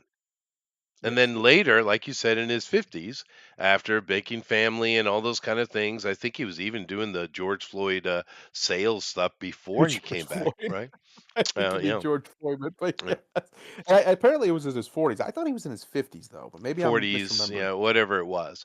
But Still old coming to be back and boxing. becoming world champion again, dude, Yep. what? I remember that fight too. He beat the guy with basically two straights. Pop, Yeah, pop, no, knocked him down. yeah, That's it. unbelievable, Done. man. So incredible success. But the thing for me is that's more important is he had enough wherewithal because you're right, George was not a smart guy, No, right? But he had enough wherewithal that he understood that, hey, I'm not a good man. that's right. Let me go find that good man, and he That's did. right. That's good. That's That's that's good. the greatest accomplishment George Foreman ever did. And Yeah, it's another amazing. similar gentleman, Mike Tyson, Yeah, did the same thing. yeah. Same Mike's thing. He come around realized he too. wasn't a good man. Yeah. Uh, that's a good thing, and I think that says a lot about their character. Says a lot about their discipline because it's hard, especially as you're older. You know, you get set in your ways. Da Oh da yeah. da. Da. It's really hard to be like, you know what? I need to change this. I can't. I don't want to be this man anymore. I want to be a better version of me. And he went out and did the work. And it takes time, and it takes a lot of patience with yourself. Hmm. And as somebody who was a professional athlete, basically his entire adult life, I think he understood on a deep level that what he needed to do was train. He needed to train those traits. So if he needed more patience, he needed to train in his patience. If he needed more humility, he needed to train himself to be humble. That's what people don't understand about virtue. We have all these highfalutin ideas about what virtue is. Virtue is practiced. Nobody is born virtuous. You have to learn it. You have to do it constantly, consistently. And I think George went out there and he found that. He figured Hmm. that out. He put in the reps to become the man he wanted to be or a much closer version Yeah. of that man No, than it's he a good was. story. It's a good And story. it's very nice. Yeah. Very And nice. I could hear the internet saying, "But what about the baby Jeebus?" Well, if you read about his younger life, the baby Jesus was a bit of an asshole. Yeah. Well, he was also, uh, God. God So that powered. helps. Yeah, that's a bit of a Yeah. problem. He had a Um, buff. He had a big buff. yeah, but he had to be put in his place. He had to learn. He had to come to realization too. If you believe the stories if you read the Bible and the Gnostic text and all the stuff that goes with it, Mhm. he even the baby Jesus had to learn to become righteous. So, Virtue is what good is as you do. mhm, You are not virtuous if you're not doing virtue. Virtue is not passive. yeah. This idea that I'm a good person because I don't hurt anybody, well, no, you're just weak. Yeah. That doesn't make you good. You're a good person if you go out and do good things for people. That doesn't mean anything drastic. Sometimes it can be very simple things like, I don't know, you hold the door open for somebody. Things like that. It doesn't have to be anything crazy, but if it's something you do consistently and you do so without having to ruminate upon it, which is what George needed to go do, and he did, um, that's when you become a virtuous person. I always say, I actually like, a lot of people dislike the Christian ethics of nobody's actually a good person, Mhm. but that's in comparison to God, of course. God is perfect and you're not. I actually like that, and I think the reason I like Sure. it is because the moment you believe that you're a good person is the moment you stop trying to do good. Well, it's the power of religion, something beyond you, Yes. above you, that gives you the You ability need to to keep humiliate yourself. aspiring Yeah. to do more, right? Yeah. Humble. Humiliation gets a bad Yeah. rap Hum because the root of being that humble. is Yeah. humility. Yeah, be Yeah. humble. Sometimes you need to be humiliated. Sometimes you need to get your heart broken. One of my favorite sayings is sometimes blessings hurt. Yeah. And that's just the Oh truth. yeah. Dude. Sometimes you needed to remember why you didn't want that thing. Sometimes it can be it can be love, right? You're out here, well, I want to be in love. Okay. Are you sure? Are you Yeah. ready for that? Okay, here it Sure, sure. comes. No, Get what you're here honestly, for. one of the best things that ever happened to me was falling in, it's puppy love, Right. but falling in love when I was like like a high school kid and getting my Yes. heart broken at that age. That was great for me. Yes. You learn, One of the dude. things one of the things that I've struggled with, and I don't struggle with it now, but when I was younger, before I got married, is this idea. I heard this from somebody, and it said it was a gentleman who was kind of like that. At a young age, he got his heart broken, but then he found his wife and he was happy. Sure. And he said, "Do not marry the woman you love, marry the woman who's in love with you." That doesn't mean you don't love your wife, because of course you do. What it means is the one that you're in that kind of love with. That crazy puppy like obsessive love. It's called lust. Because Yes. yeah, you're going to get destroyed by that woman because you Yeah. just can't control yourself. Well, You yeah, need to you because yeah, yeah. yeah. You haven't built the callus yet. You haven't built No, the you callus haven't. yet. And it goes back to the conversation earlier. Men are far more emotional than women. Women are Yep. very cold, even at a young age. Yes. Right? Men, we wear our heart on our sleeve, and this can be used against us, and it often is. Maple Usually is. Sheik says he was 45 when he beat Michael Moore for the heavyweight title. I remember watching that fight. And Um, he keeps 1, 2, like pop, put, pop, drop them. yeah, it was awesome. Like putting the shopping cart back is being a good person. Well, Correct. this whole Christian thing about good person and the general idea, you should follow etiquette. We have it there for a reason, so that Yes. society may, move Function. forward peacefully. Yes. But I think it gets confused a lot. I hear a lot of people talk about being peaceful, right? Be Mm, a peaceful man or peaceful woman, a peaceful person. Well, I don't think once again, it's another word that people don't seem to understand the meaning of, because yep, you can't sit here and use that word. You cannot call yourself peaceful unless you are a dangerous person. that's correct. You cannot use that. Now, maybe you're simply not dangerous. Maybe you're Weak. simply not something that can affect change. Okay, Mhm. that's different, right? But don't I hate when they use the word, especially Christians, using the word peaceful. You don't understand that word. Unless you're a person who can actually end life, a warrior, you should never use that word. It's not for you. Or ruin people in some way. Well, I'm Yes, just you saying have you shouldn't use that word. yeah, It's not for you, that's right. right? That word, Because you don't have that in you. You well, don't yeah, have that because you can't be chaos in you. peaceful unless you're capable of violence. Yeah. Right. Accomplished at it. Or Right. great harm in Yeah. general. Yeah. Um, I agree, and that's what meek actually means. I say this a lot on here, but I want it to resonate. The enemy has corrupted our language. Meek does not mean weak. It does not mean mild mannered. It is not Clark Kent. It is Superman. Superman is meek. He has great power, unbelievable power, but he controls it. He could rip the world apart if he wanted to, but he doesn't. Uh, that's what meekness means. It means you have the sword, but you keep it in your sheath. Hmm. That's what it means. Well, you would And think that if the Bible in this case wanted to use the word weak, it would have.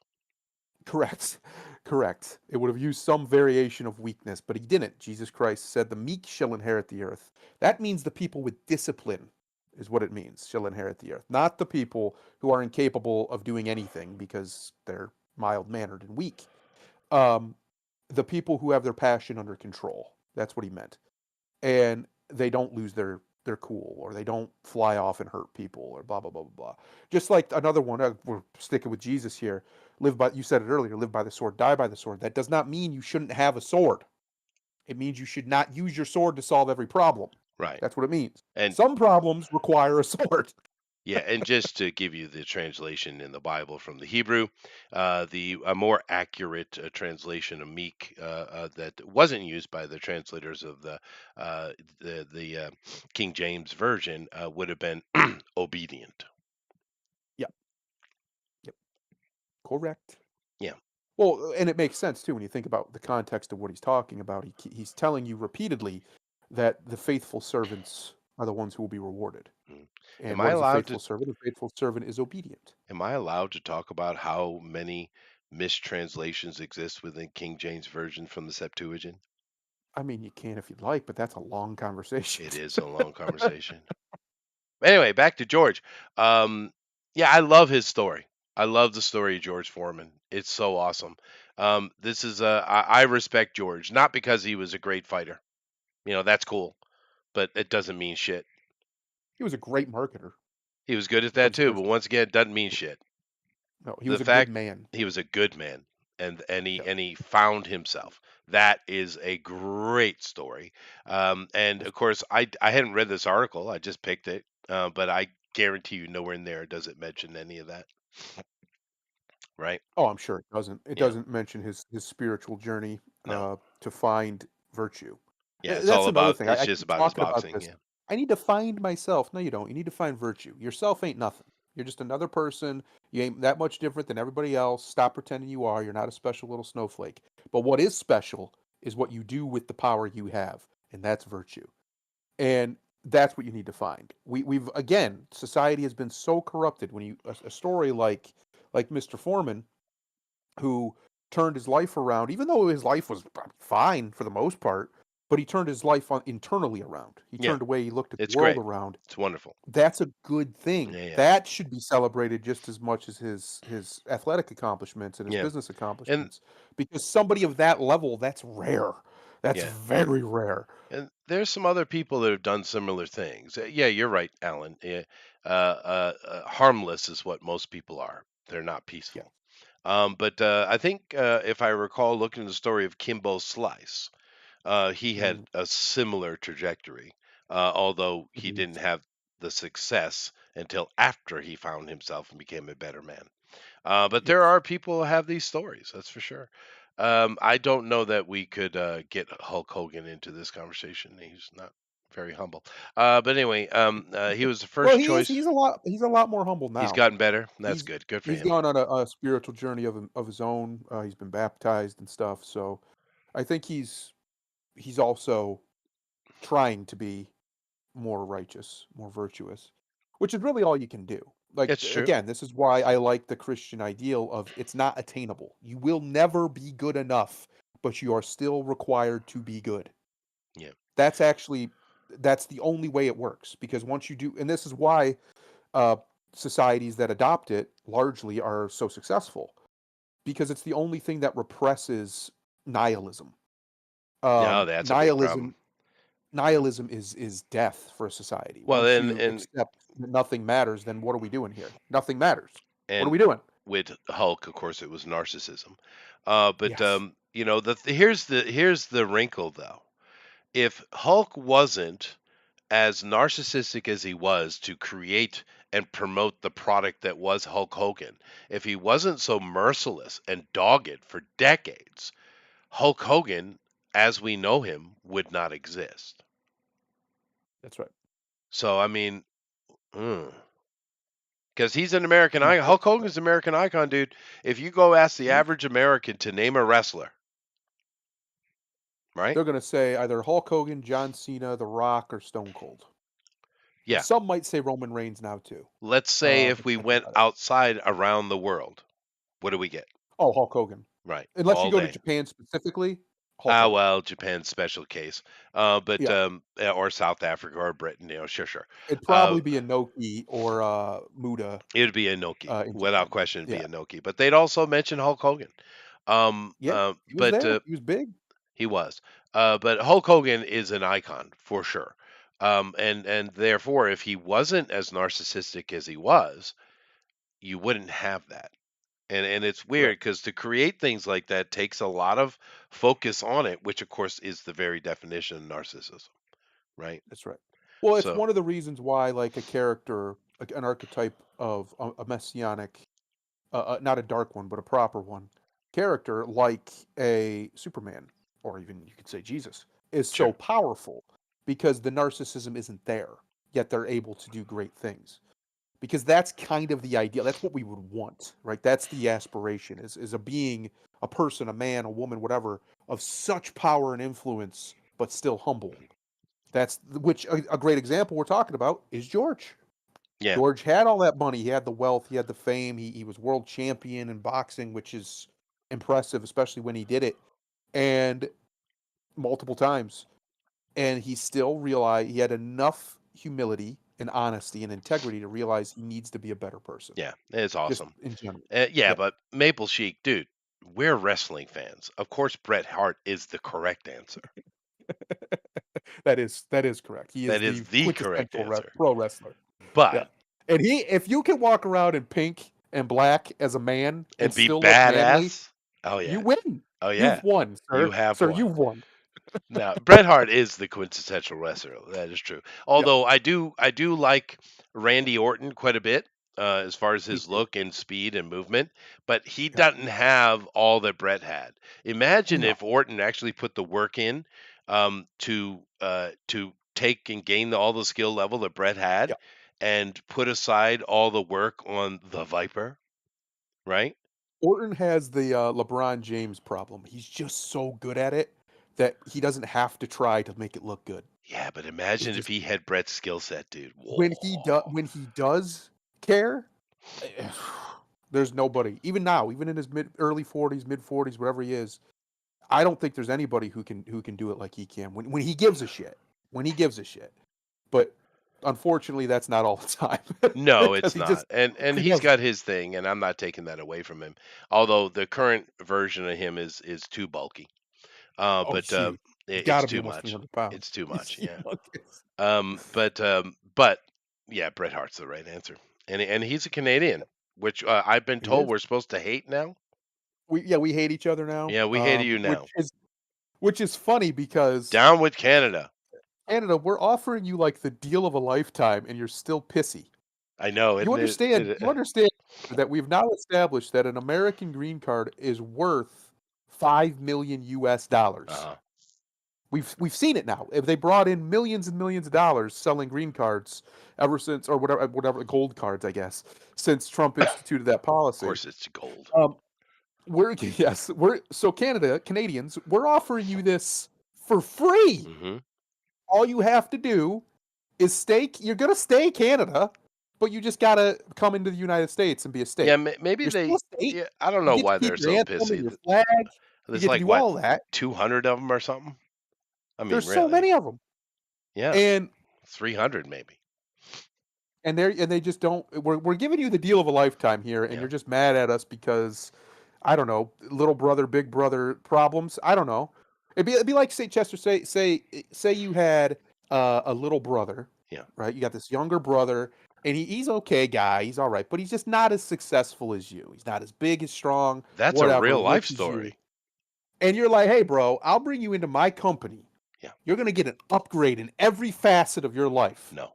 Your passports are going to get better. Your credit's going to get better. Your money's going to get better. In your every way as a man, your life will improve. Hmm. You just got to work for me. Yeah. And he just like, well, all right. It's a great deal. I wish I had an older brother to make me that offer. Be like, yep, I'm Right, in. right, What do I got to do? right, right. What do I got to do? Yeah. But to be fair, we don't really want all of Canada anyway. No, We really just want the waterway up there in the Arctic We'll take the and western part, Alberta. the territories, yeah. Yeah. But I also maybe they should understand it because in their country, each province has its own autonomy. Well, it's the same in America. We are the United States. We're not the United, prefectures or we're literally states, and they all have their own autonomy, or they should have. And that's one of the things that Trump is trying to dismantle and get us back to that, right? Giving more power to state as it should have. Let's see what the Maple Sheik says. In the 90s, he was very popular in Europe and around the world. Fair enough, Bret Hart. Yeah, no, Bret's great. I understand. I wouldn't care. I just want a maple leaf on the U.S. flag for us. Well, we can make your star a maple leaf. How about that? That's a fair deal. I'll go for that. We'll have 50 stars and a maple leaf. Okay. Why not? In What, you there, know hidden what? in Why there. You not? have to go find Waldo type of thing. No, in reality, as much as Trump keeps talking about them being, which is so funny. I don't. It's so funny how much He it doesn't triggers want them. Canada. Yeah. We don't. Nobody in America should want Canada No. at wholesale as No. one state. Now, if we No. were to take it and chop it up, maybe. Yeah. But we don't. We don't need another California, and that's No. basically what we would get. That's what Ontario would definitely be that. Yeah. And the East Coast and Quebec. Fuck, we don't want Quebec. You deal with those fuckers. No, they Yeah. could just go on their way. You want to be free? Done. Yeah, Easy. let him, or you know, what we could do the same thing he wants to do in Gaza. Let's take them and put them on a ship and put them back in France. How about that? Yep. Yeah. Yep. Because I know Maple Chic. I know right well that all Canadians outside of Quebec, the Quebecois feel that way because the Quebecois are noisy. They enforce rules on you, like using French for some reason in everything they do. They demand this and they demand that, and they give you nothing. They give you nothing, Yep. but they demand That's right. everything, and you guys are so soft that you're like, okay, Quebecois, all right, you have. It's like, why don't you go smack them about the head and shoulders a bit? They're an France. absolute drag on your society. I really want to know why the Canadians don't just deal with the Quebecois. They're completely useless, you know. They are. They do. They Sad. take everything. They take funding. They demand oil. They demand all this stuff. The Canadians just bend over backwards and say, "Give me another." Right? Why do the Canadians do this? What's wrong with you? I mean, California is a constant thorn in our side, but we give them shit constantly because they deserve it.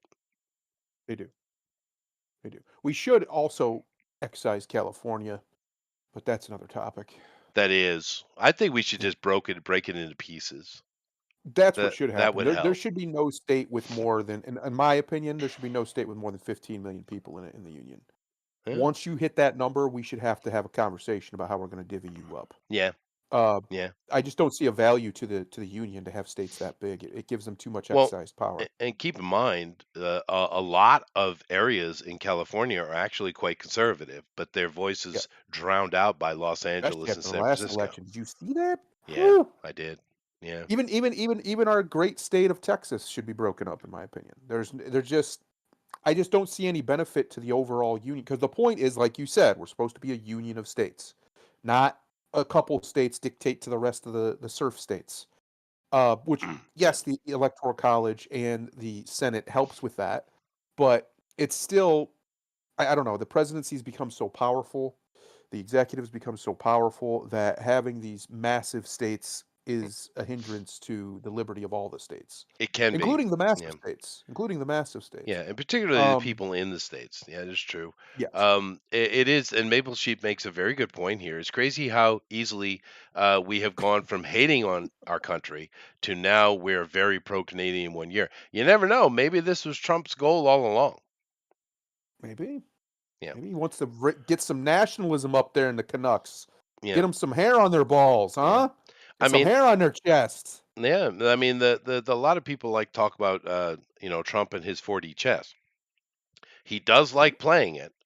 He And a does. lot of people like say he's an idiot. He's not good at it. Well, I don't know. No, he's a master It manipulator. seems to Is what be. he is. Yeah. Uh, Lady is creating war. Good job, lady. Why is hell? Oh, for the game. She's very upset that I said that Texas should be broken up, but it should be. So should any state, like I said, over 15 million. You got 15 million there, 50 citizens, not this illegal bullshit. Actual citizens, we're going to have a conversation about how you need divvied up. Yeah, Uh, but do keep in mind Texas is quite unique amongst the other states it is. in what Well, Texas is, restrictions and laws it has. fully and completely in favor of secession. So any state that doesn't want to be broken up can just leave. Yeah, yeah, Problem solved. yeah. Problem solved. Well, Texas is the Everybody only wins. state that actually has that in writing, that right. Yeah. Pardon me. Alan said, look at what Alan said, bro. Retard me harder, daddy. California. Yeah, well, California is a real hot mess. But Yeah. like I said, the big difference between the Americans and the Canadians in this case is um, we don't let California off the hook. We are constantly pressing into them about their bullshit. Um, Yep. and and we will continue to do so. Now we can do that and still allow them to be amongst us, which is what we do. We give them money every year. Hopefully, Trump will knock that down a bit. But the Canadians just allow themselves to be completely roughshod over by the Yep. Quebecois and to a lesser extent Ottawa. Right? They just don't Sadly. push back. They just don't push back. You're too gentle, Canada. You're too Right. gentle. And the simple fact of the matter is, America's been talking about absorbing you for a long time, and all it's going to take is a president that just says "fuck it" and does it, because you guys aren't going to do anything about it. Let's be Yeah, honest. they're gonna get mad. That's what Maybe you'll get a bit pissy for a week. Yeah. yeah. Um, honestly, I don't think he should do that, and I don't even know if that's his ultimate goal anyway. He keeps saying it though. I don't know. He We might does. start want to start believing him. You know. Yeah, maybe he's saying what he wants. And honestly, as much as I'm against the idea of a North American Union, that's what George Bush, baby Bush, was trying to push. A North American Union. You remember that? Yeah, I do. They Yeah. were going to sign this North American Union that basically connected all of our highways, which most of them are connected anyway, and make it so you could just go about kind of like the European Union without a passport, and everything was fine. It was supposed to be just like the European Union, a commercial pact. Um, but the problem is in order for that to go into effect, you have to be able to suspend the Constitution of the United States because the other countries don't have. There's no jurisdiction, right? Right. And that's not acceptable. And I don't. We don't need more bureaucracy to manage this. But No. what would be acceptable is if the empire grows.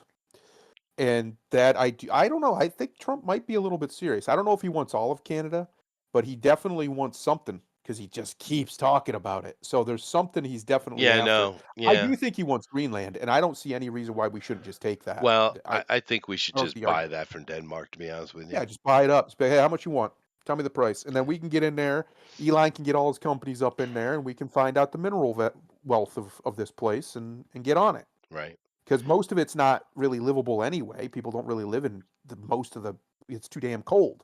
So it's on the coasts where most of the people, and there's not a lot of people there anyway, that live there. Uh, so it's a massive untapped resource that Yeah. could be tapped, especially when we got robots coming. The robots is coming, He's Chester. coming. Yeah. And of course, Trump's also outmaneuvering China, which I'm kind of shocked they didn't have this idea before, Yep. because one of the things he really wants to do is secure, not just rare earths, but metals and aluminum and various resources, mineral resources like this. And of course, he's doing so with Russia and potentially Ukraine as well. But that deal is going to cut out a lot of middlemen because the Russians do have a more subdued economy compared to ours as far as value, right? Yep. And we could extract that at a pretty good low price, which will benefit America, but it will incredibly benefit Russia as well.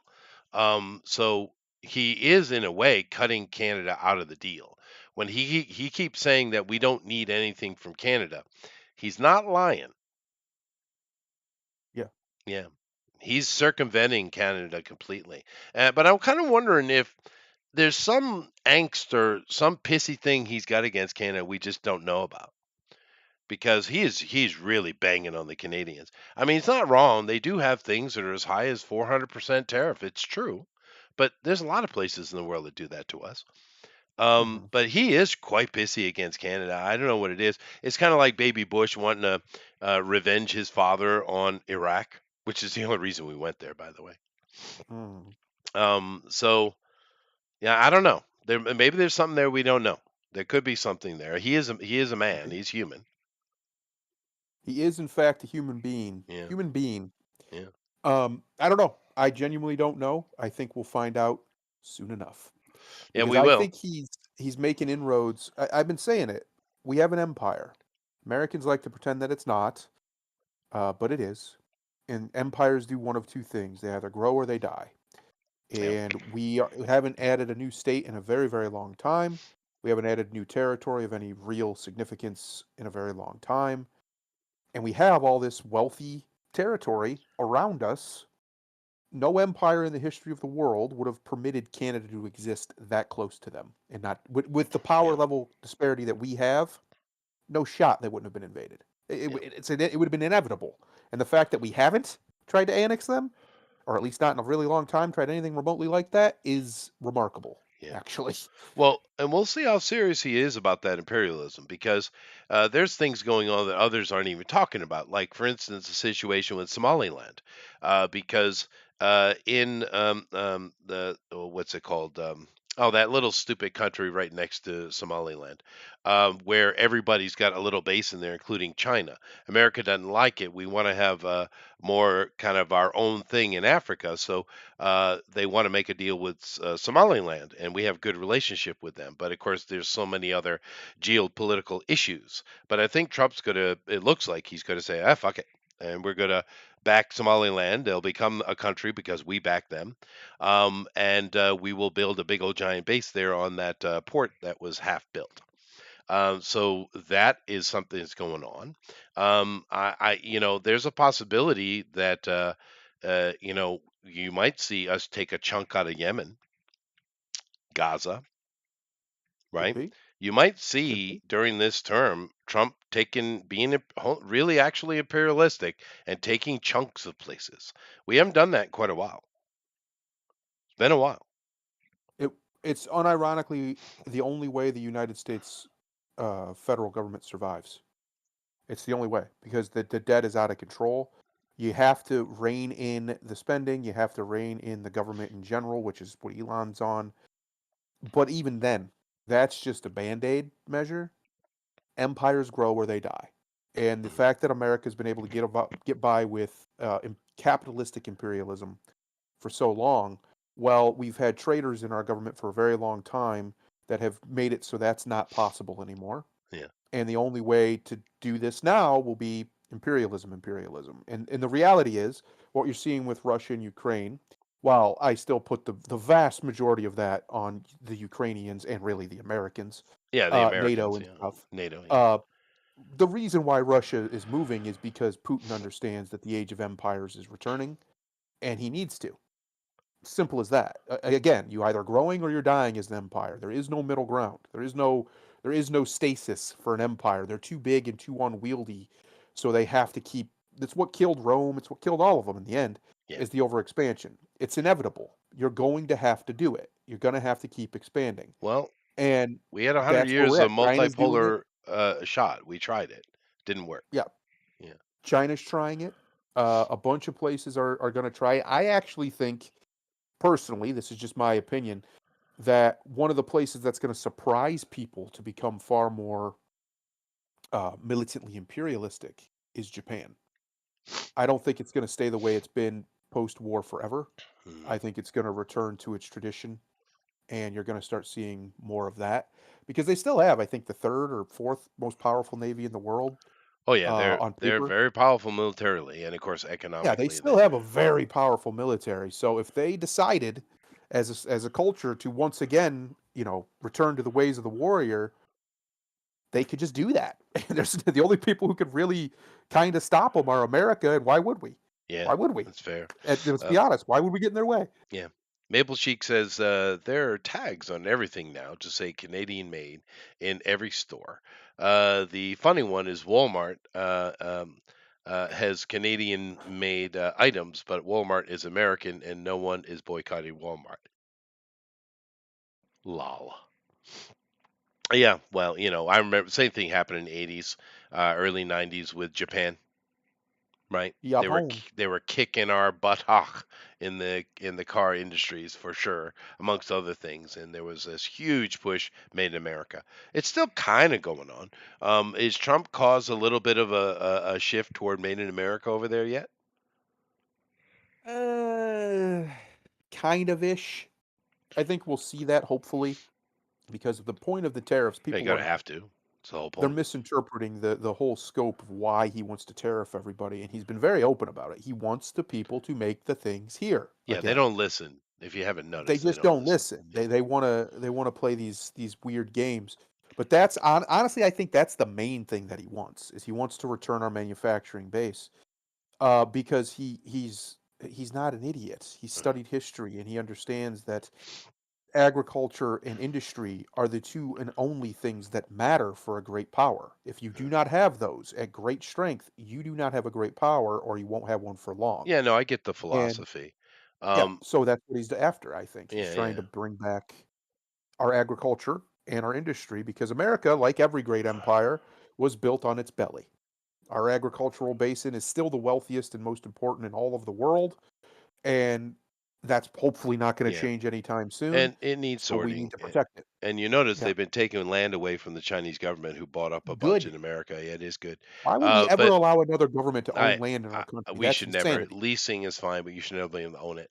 I'm going to ask a serious question because as an Serious American, I'm question. not in the states, but as an Yeah. American, I don't have any angst toward Canada at all. But No. let me ask Maple Chic a question. Maybe I was a little bit of a Freudian slip there. But do you guys actually hate us? No, I'm serious because I mean, Uh, with the Europeans and many other peoples, they as long as I've been alive, Canadians always mock us. They mock us constantly. Now we'll joke and say, "Ah, America's hat" and stuff like that, but in general, we don't have any hate toward Canadians or Australians or British. We don't like the French much, but who does? I mean, but we don't really have any kind of angst toward Canada at all. But I've always kind of felt like the Canadians really don't like us. I mean, as a whole, not individually, right? Is that true, Maple yeah. Sheep? Do you guys just not like us? A lot of people Ser say they don't like Americans. You ever notice? You Yeah, hear they that a always lot. say this. They don't like, and And when then we if you go there, push they them on seem to it, like us just fine. Hmm. right? And if you push them on it, they say, Curious. "Oh, well, we don't like America." Like, okay, Oh, okay. No, I get it. I get where it comes from. Some of I it's do too. envy.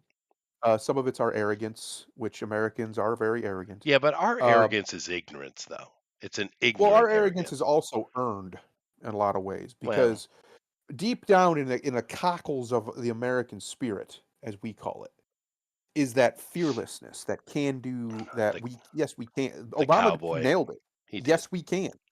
Uh, they told everybody told us for centuries we couldn't do it. Right? That's what the Americans. I say it all the time. We're the bastards of history. We were the ones who were the outcasts. We were the ones who were told we weren't allowed to do X, Y, or Z this way, and we said, "Watch us," and we did it, and we conquered a continent. And really, aside from maybe the Russians, nobody else embodies that, and that's one of the reasons why a lot of the world gets gets pissy at us because Yeah, it comes sure. off as She very arrogant, very very arrogant. What do you say? We're getting a What did he say? visit. There's a royal visit happening. Uh-oh. Yeah, Uh-oh. We're getting a Royal Canadian Mounted Policeman coming in. No, we are. he's not really a Mountie. He just dresses like one on YouTube. That's true. That is true. But yeah, no, I think that's a lot of it. Americans have this arrogance, this haughtiness, this extreme self-confidence. And it's as much as people dislike it, you were talking about it earlier. The only reason we've been able to build the most powerful nation to ever exist is because of that. There's largely the fact that we were able to conquer this continent, the fact that we were able to do all of these things is simply because we refused to not do them. Manifest Destiny, while it gets shit on nowadays, that spirit was indomitable. And it was from all the way from the founding. Like they didn't just make it up. Uh-oh. We are in fact joined by a snow Mexican. We are. Hello. Hello, Mr. Sheik. Illustrious Greetings from Canada. one. Oh, greetings. We Yeah, I think Canada, it's a lot of love-hate type of thing we idolize. Interesting. Yeah, it's they love everything, I would say Hollywoodness about Canada, like about America, but then of course, guns and violence and all that. They blow that up, and then they'll say they don't want to be a part of it, of that. I see. So the answer Yeah, is yes. in a way, yeah. Like I don't. I see all the benefits, but honestly, it's about 50% of the country does, other half doesn't. Just like America. I don't think 50% of America hates Canada at all, dude. I have to tell you No, that I on a mean, daily not. basis, I don't Yeah. think most Americans ever think about Canada. That's true. No, it's not. I don't mean as in hating Canada. I mean, um, in Canada, we've got the population split like uh, uh 50% of our country pretty much is like conservative, Right. and then the other half is like liberal type of thing. So Same as it's us.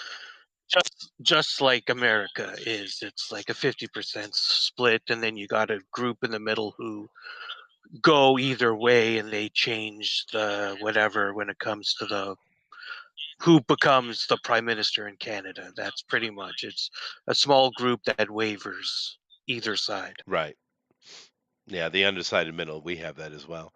So basically, what you're saying is Canadians don't care much for the Yahoo nature of the Americans, the cowboy nature. Yes, there's a certain population, yeah, like the liberals. But where I live, well, technically Ottawa, but it's more of the suburb, like the country. Sure. We got amalgamated into Ottawa, which I was totally against about 20 years ago, because all they wanted was the coffers, our money, because we were not in a deficit. The city was in a deficit. All the townships weren't. They wanted to amalgamate to take our, extra cash, and now we got nothing out of it. Oh, sure. I But imagine. Yeah. yeah, but where I am, there's a lot of farms. All my friends are farmers, grew up with them, and they're conservative, and they're more country cowboyish, just like anyone in Texas is. Right. Well, yeah. Now it's interesting you use the word Ottawa instead of saying Ontario. Well, I'm in the city of Ottawa. I see. I'm Okay. right on the outskirt. I'm 15, 20-minute drive Sure. into downtown. Well, and keep in mind, most Americans don't even know Ottawa's a thing. They think Toronto would be the capital, of course, and Toronto's far south of Ottawa. But Yeah. That's interesting because I've been to Ontario on many occasion. Of course, the only other and of course I've been to the your eastern provinces quite a bit as well. But then again, the New Englanders in the eastern provinces kind of have our own little love thing going on because we have to deal with the Quebecois to the west and frickin' New York to the south. But I have been to Calgary, and that's in Alberta.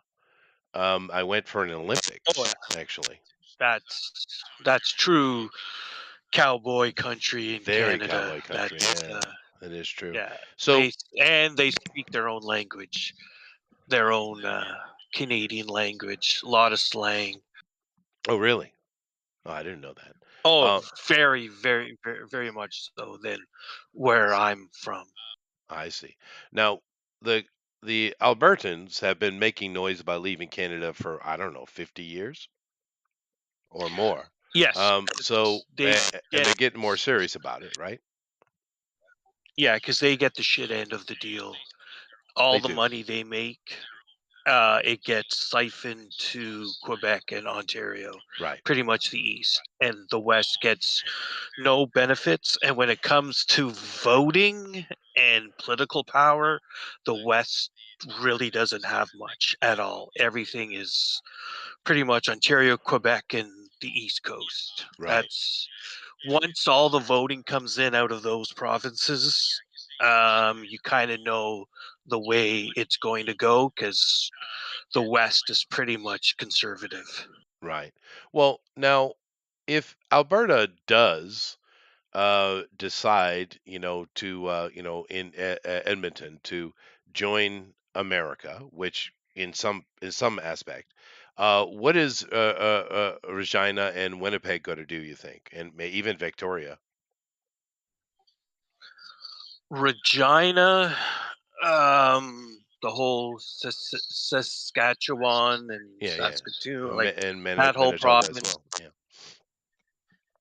they, um, Regina, that they'd probably join.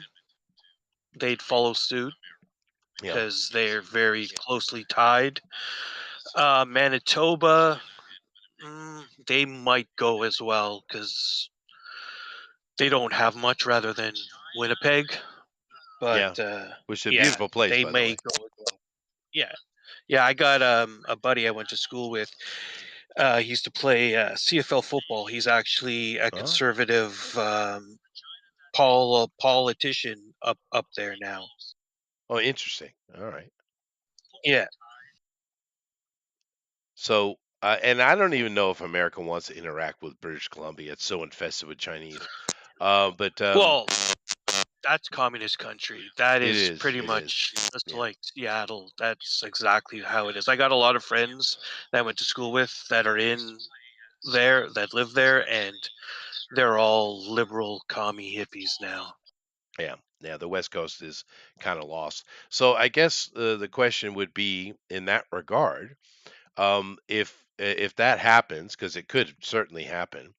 What rights and authority do the territories have? I mean, we have Nunavut, of course, Northwest Territories, we Yellowknife and White Horse up in Yukon. Those territories, what do you think they would do? Do they have any rights? Those territories, The three I'm not territories, like yeah. yeah. I think of late they've gotten more as more.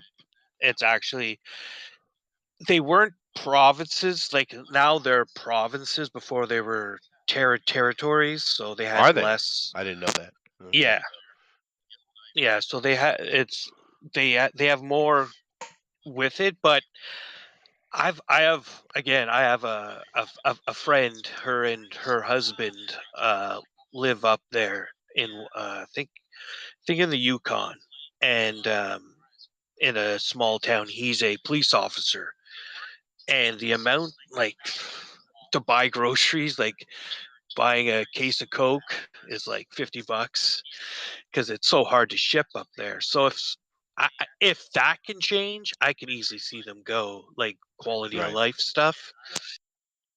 Yeah, no, I But as for Canada, they're only used as a oh yeah, you know, all poor, we took advantage of them type of thing.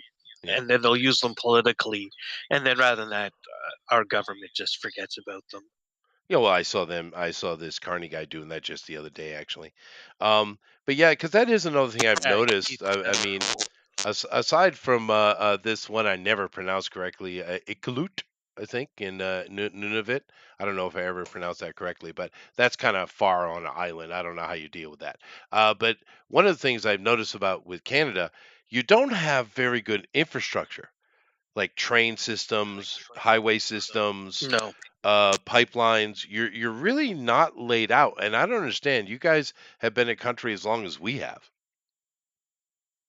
Yeah. So how is it you Actually, don't just have that here, infrastructure? corruption, pretty much. We have a light rail system that's been in Ottawa now for shit, I don't know, 15 years, and it still doesn't work. They're still working on it. It's way over budget. It's just a money pit. In the winter, it doesn't work. Crazy enough, you would think it. Of course, it gets cold here, Hmm. but it Of course. breaks down. It The wheels freeze, things break because they forgot to winterize the trains. Right. Because it's corruption. I don't think it'll ever get done, ever work properly. Well, It's just if you come to America, it'll get done. We're actually really good it's about that. no. I think it's a lot of incompetence. A lot of it. I know the big thing about healthcare is always a thing that's talked about.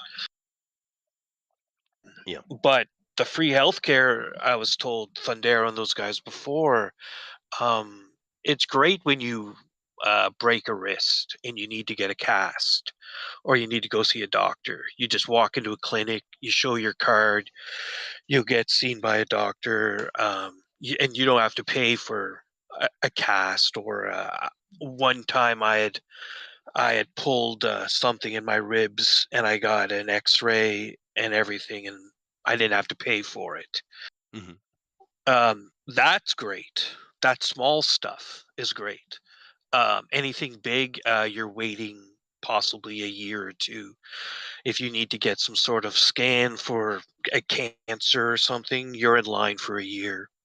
You're waiting a long time. Yeah. No, it's the same thing in Britain. The American system has extra problems because a lot of people always complaining, why doesn't America have something like other countries have? Well, it's because we pay for everything. All of the research and everything like that is completely on the back of the Americans. So it's kind of impossible for us to have such a system because we just can't afford to. There's just too much cost on our back. And if we could get some kind of, universal, meaning, the entire international community assisting with those costs, that would be great. But no one wants to take on that cost, of course. But yeah, we can't actually run a Yeah. system like that. It's No. improbable. And yeah, and here it's getting worse because, of course, like everywhere else, we've got mass immigration galore, and the infrastructure hasn't grown. We are not getting new hospitals, new nothing, so new doctors. So they're just being added to an already overflooded system, Oh, well, I and thought it's all just those getting immigrants worse. coming in were just doctors ready to be made, though. I was told. Yeah. Well, where I am, there it's a lot of brown now, as you would say, Pakistan. As more and more, we've got a lot of mosques now Oh, the best of the around. browns. Which Oh, is they're the Pakistanis. yeah, Yeah, yeah. yeah. It's now a big joke now with Tim Hortons, our big famous coffee company, Yeah. drive-through donuts. It's pretty much run by Pakistan now. Yeah. Well, they run our 7-Elevens, so just so you know. Yeah, oh yeah, we that was the thing here too, where a lot of our Yeah. corner stores were They that as gravitate well. toward convenience. It's interesting. But now that is, of course, I joke a little bit, but even though we're literally just a line between us, America, of course, we have been integrated and cosmopolitan for a very, very long time, right? Where you guys have been less so, more homogenous until very recently. Now, the loss of your homogeny, is this really causing issues, you think? Yes, I can see Canada changing. Uh, Um, the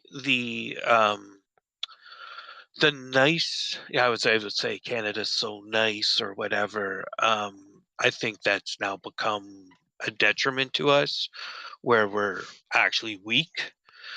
And I can see our cultural stuff changing, where they want to change a lot of things they want to change, things that you would say are Canadian, and that it's slowly changing, and I can see it throughout the years and stuff, and I'm not like, oh, get rid of them, but it's culture. Their culture's different than ours, and Sure. like this past summer, the big scandal was going to any of our beaches in the Toronto area. Wasaga Beach is a big one. It's one of Right. our only big long beaches. A lot of their culture is shitting everywhere, and they were shitting on the beach, and there was photos of guys shitting at gas stations in a cup and just It is throwing it their on the culture. ground. Yeah. Yeah. That's a problem. And then now we're racist for pointing it out and saying anything and saying, well, you're racist, you shouldn't say that, it's hate speech. Yeah, yeah. No, I've heard a lot about it over here. One of the things Thunder and I definitely agree is it's better that I not live in America. I would have been in jail a long time ago, um, for sure. And I do apologize to Thundera for going geopolitical, but it's interesting.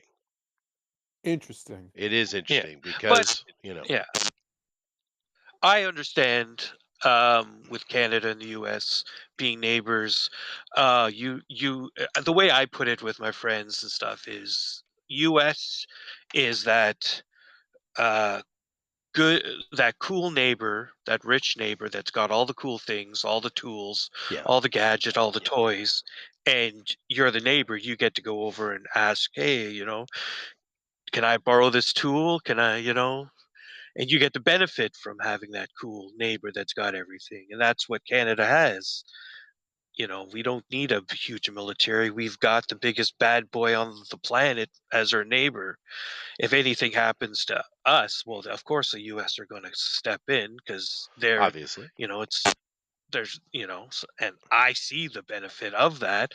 But I don't know, too many Canadians, I don't So know, why they don't you think, guys just move into the attic then? yeah, hey, I'd be all for it at this point.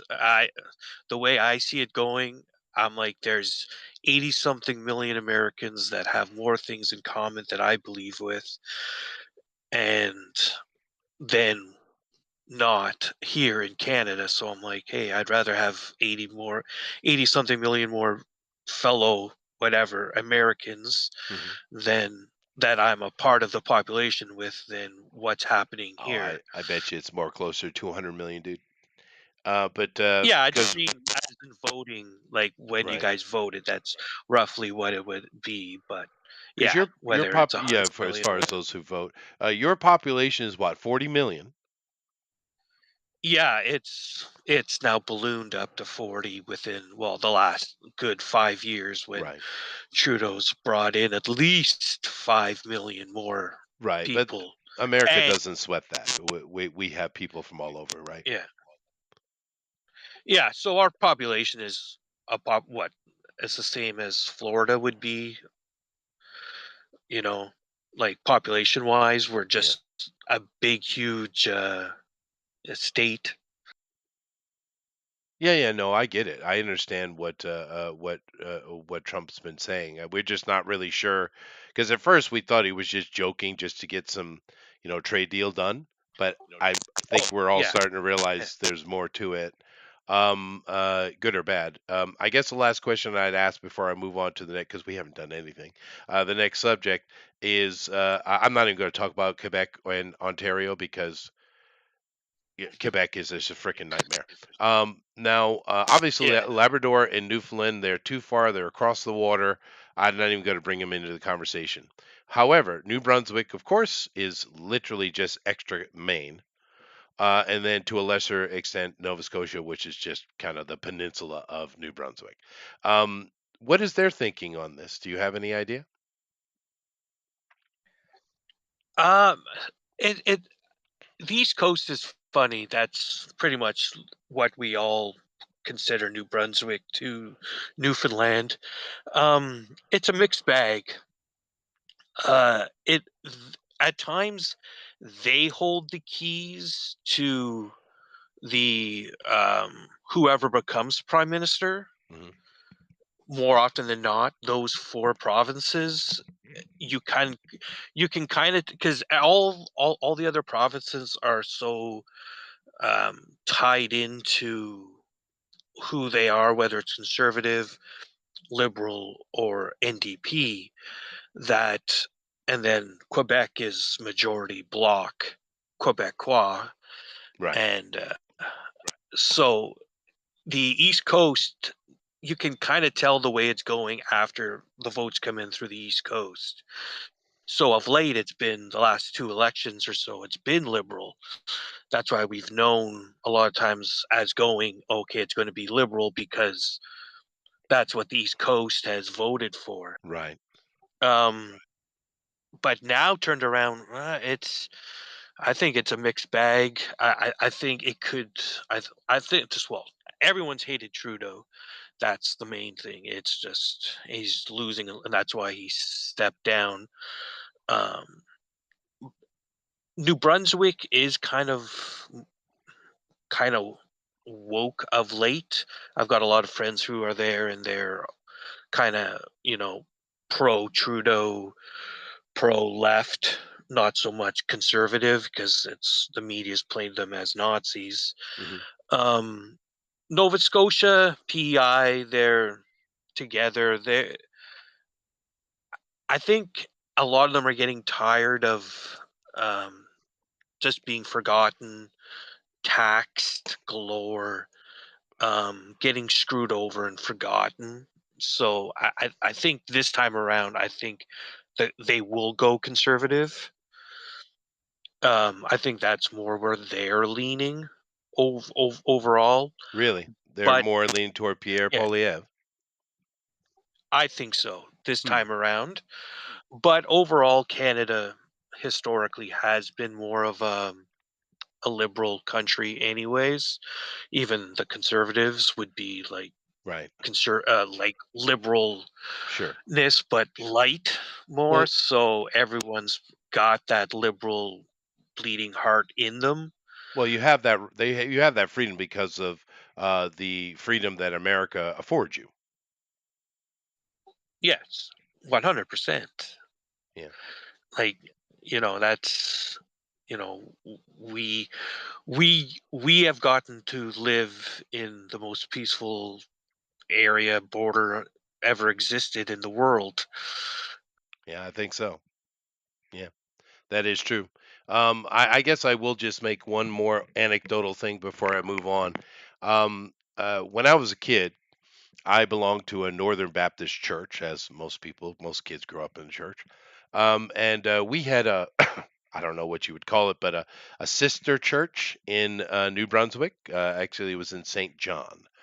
And we would travel up. Many of the congregation, not all, would travel up like once a year and kind of do like a stay over and do things with them, and they would come down to us as well. And they were not liberal at all. Now, it might just be, like I said, anecdotal because they were church people. But Yeah. I never saw them as being liberal. But as I've gotten older, I see how liberal the East Coast actually is. And there was one little blonde girl that I was absolutely crushing on hardcore. But anyway, that's another thing. Um, but yeah, because I have spent time in Canada. I've been to Oakleaf, of course, in Ontario. I've been to Calgary as well. So yeah, I just never saw it as being that crazy liberal. But I'm kind of wondering, do you feel that in the past 40 years it's shifted? Yeah, like growing up, um the way I would say is, looking back, is just like in America, you guys have like the whole saying of classical liberal Sure. stance, and now they're like conservative right. I think that's what a lot of Canada was. It was um, classical liberal, everyone for the vast majority was white and religious Right. Christian. Right. Like I went to church, I went to Sunday school, like like everyone I knew did, and then it shifted as the '90s came. Um, so that's when you know, it the the church got smaller, less kids went to Sunday school, immigration came in.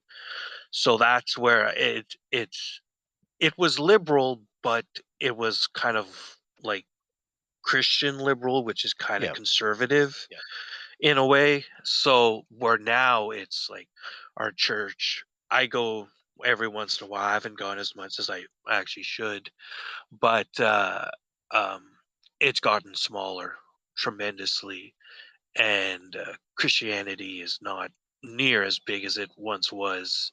Now there's no one. A lot of people don't, just like in America, don't want to go or hate it and stuff. And I think that's where now the divide is, to where um, now it's like the liberal now is totally just like in United States. It's crazy, crazy, and I think that's where it's not that um, we're more conservative. Just we were all. It was more of like a Christian liberal Right. values with, and now that has completely changed as the church and Christianity's Well, gotten out of it. they're literally burning churches, arresting priests, preachers. They're Yes. literally Yeah. doing this. So, I mean, Yeah, and not a word. Yeah. Oh yeah, I see it all. Me and my crew of people, we talk about it in the village and stuff, and we see it. Luckily, nothing has happened to our churches or anything, but I've got friends who in out in the western part, and they've had their churches burnt down. yeah, no, it's outrageous. I mean, that right there is a telling sign because in America, for instance, if someone burned down a synagogue or a mosque or something like that, there would be outrage from everyone, including the Christians. Right? We that would not be tolerated, dude. And occasionally the bad things like that do happen, and the not only the locals but nationally there is a uprising, and of course charity and all that stuff comes into play. But that's one thing I've noticed about Canada over the past 10, 15 years. The Canadian government in Ottawa is simply tolerating, if not escalating and literally behind the persecution of Christians in particular in a very brutal way. We're not talking about just little things. We're talking literally arresting preachers, burning down churches. It's very, very extreme. I mean, that's like shit you would expect to happen in the Middle East or China, but yet it's right there in Canada, right across the border from us. I mean, Yeah. Yeah. Well, that's because, well, just like everyone else, they want to get rid of the Christians and that, but it was more of a in here for Trudeau, it was a political tool. It was he stoked the fire with the natives with the mass graves, which is now false. They weren't. There weren't even dead bodies in them. mhm. But they needed their Black Lives Matter thing because that never took off here because we don't have a history of that at all, really. Um, so they needed the next best thing, and our dirty history is the natives. So they went after that, and then of course the government comes off scot free because they just say so, even though they were the ones who were in tow with the church, doing all the Ah, the so reservations. the church is the one that was causing trouble for the natives, therefore they are blamed, even though that's Yes, probably here not in true at Canada, all. yeah, in Canada, that's 100%.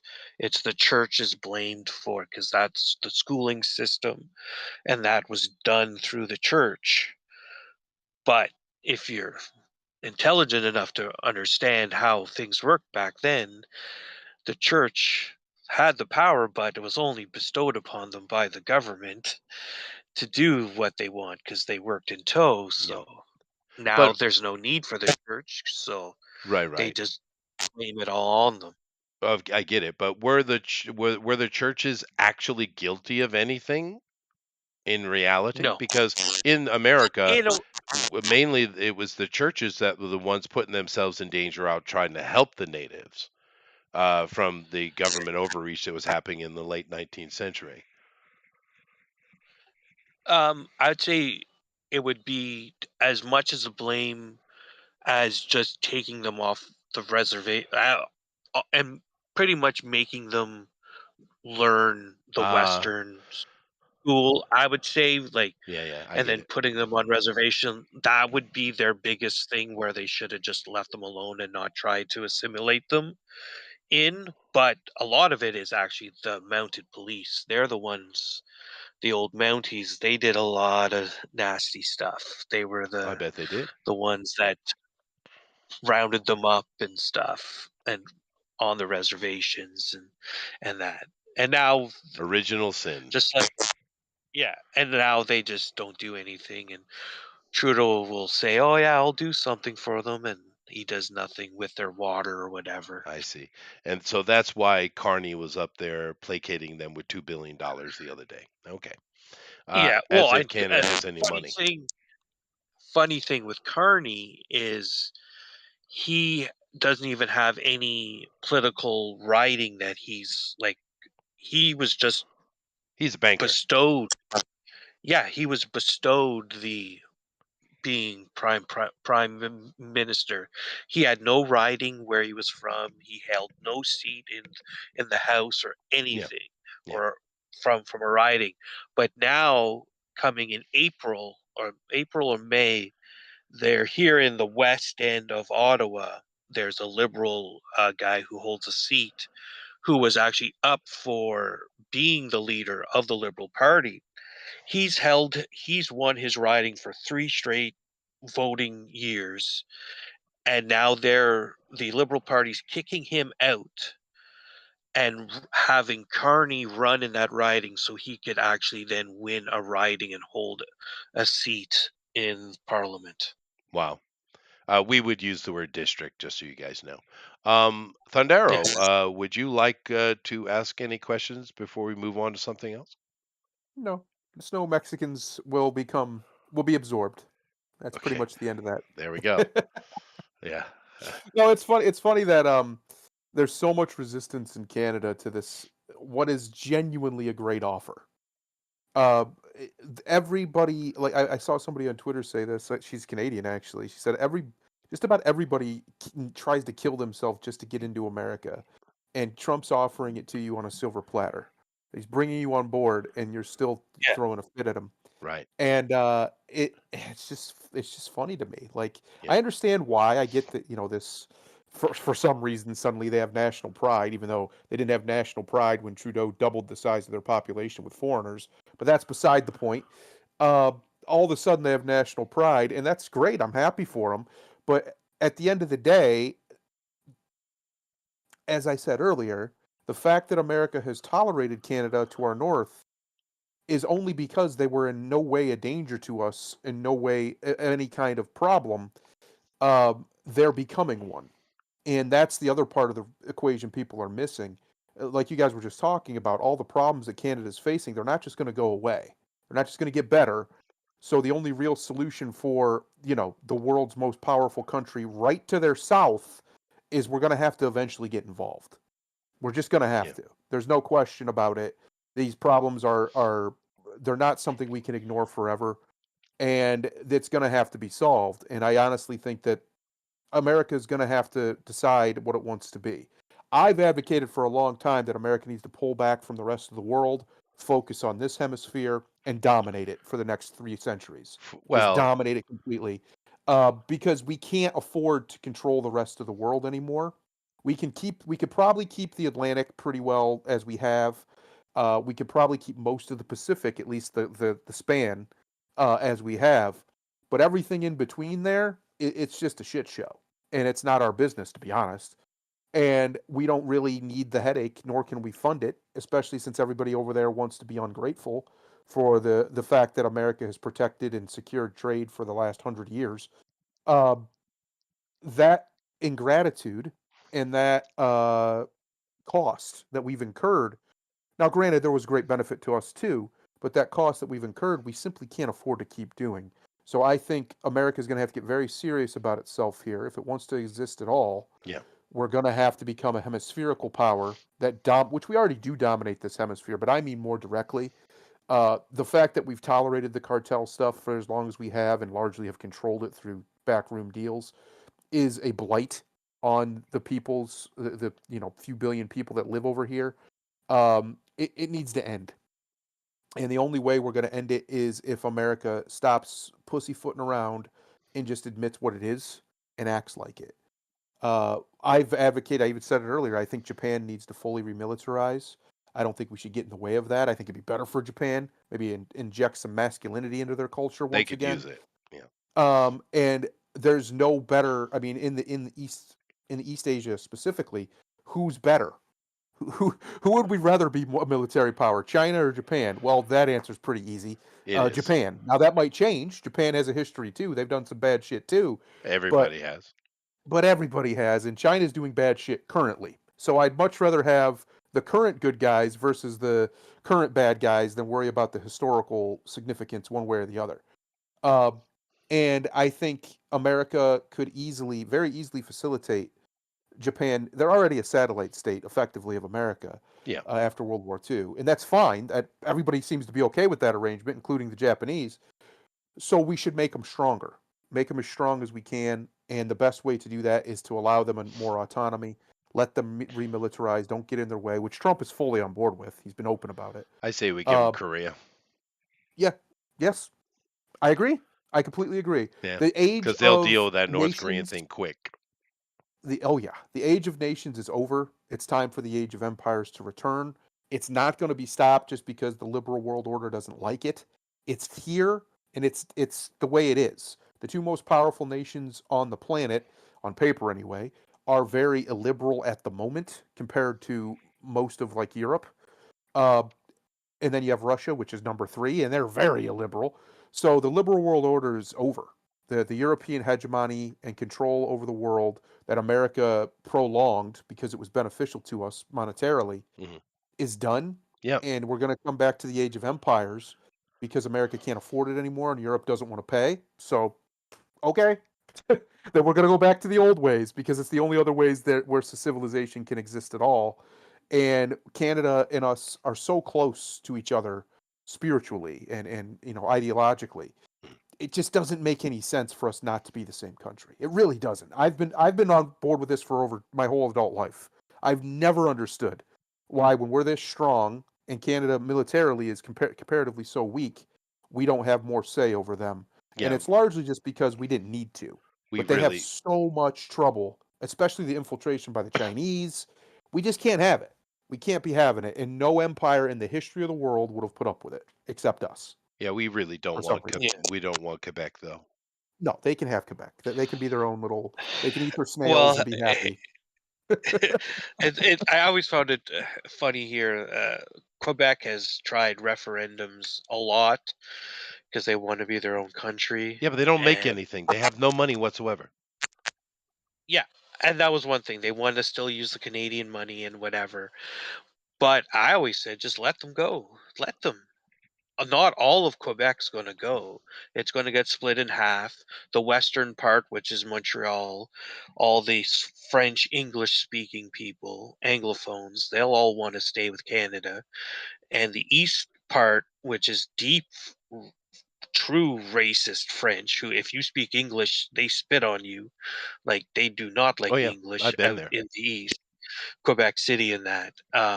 They're the ones that want to be left alone and be Quebec French strong and that. So they'll have nothing. The thing that they'll have is maple syrup. That's will be their head of their money making regime. Right, and we can just make our own. Yeah. But yeah, no, I'm well aware of the Quebecois. Well aware. They're Yeah. It's insane. And honestly, I really truly don't understand why the Canadians put up with that shit. I mean, if they actually Um, offered something, if they actually had some monetary value, if they were actually doing something for your country, I would understand. But they're literally nothing but parasites. They just I suck off your teat and you let them.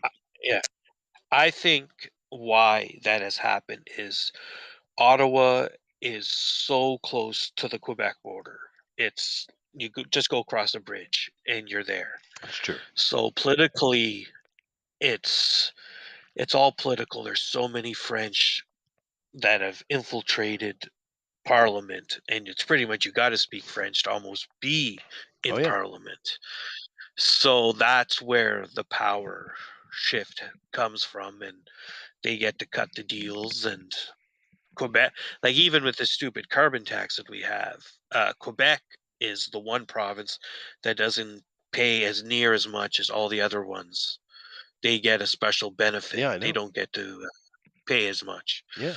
Everything is benefited toward Quebec. They get everything. They Yeah, get all the money coming in. They get all the benefits. They get all the special interests.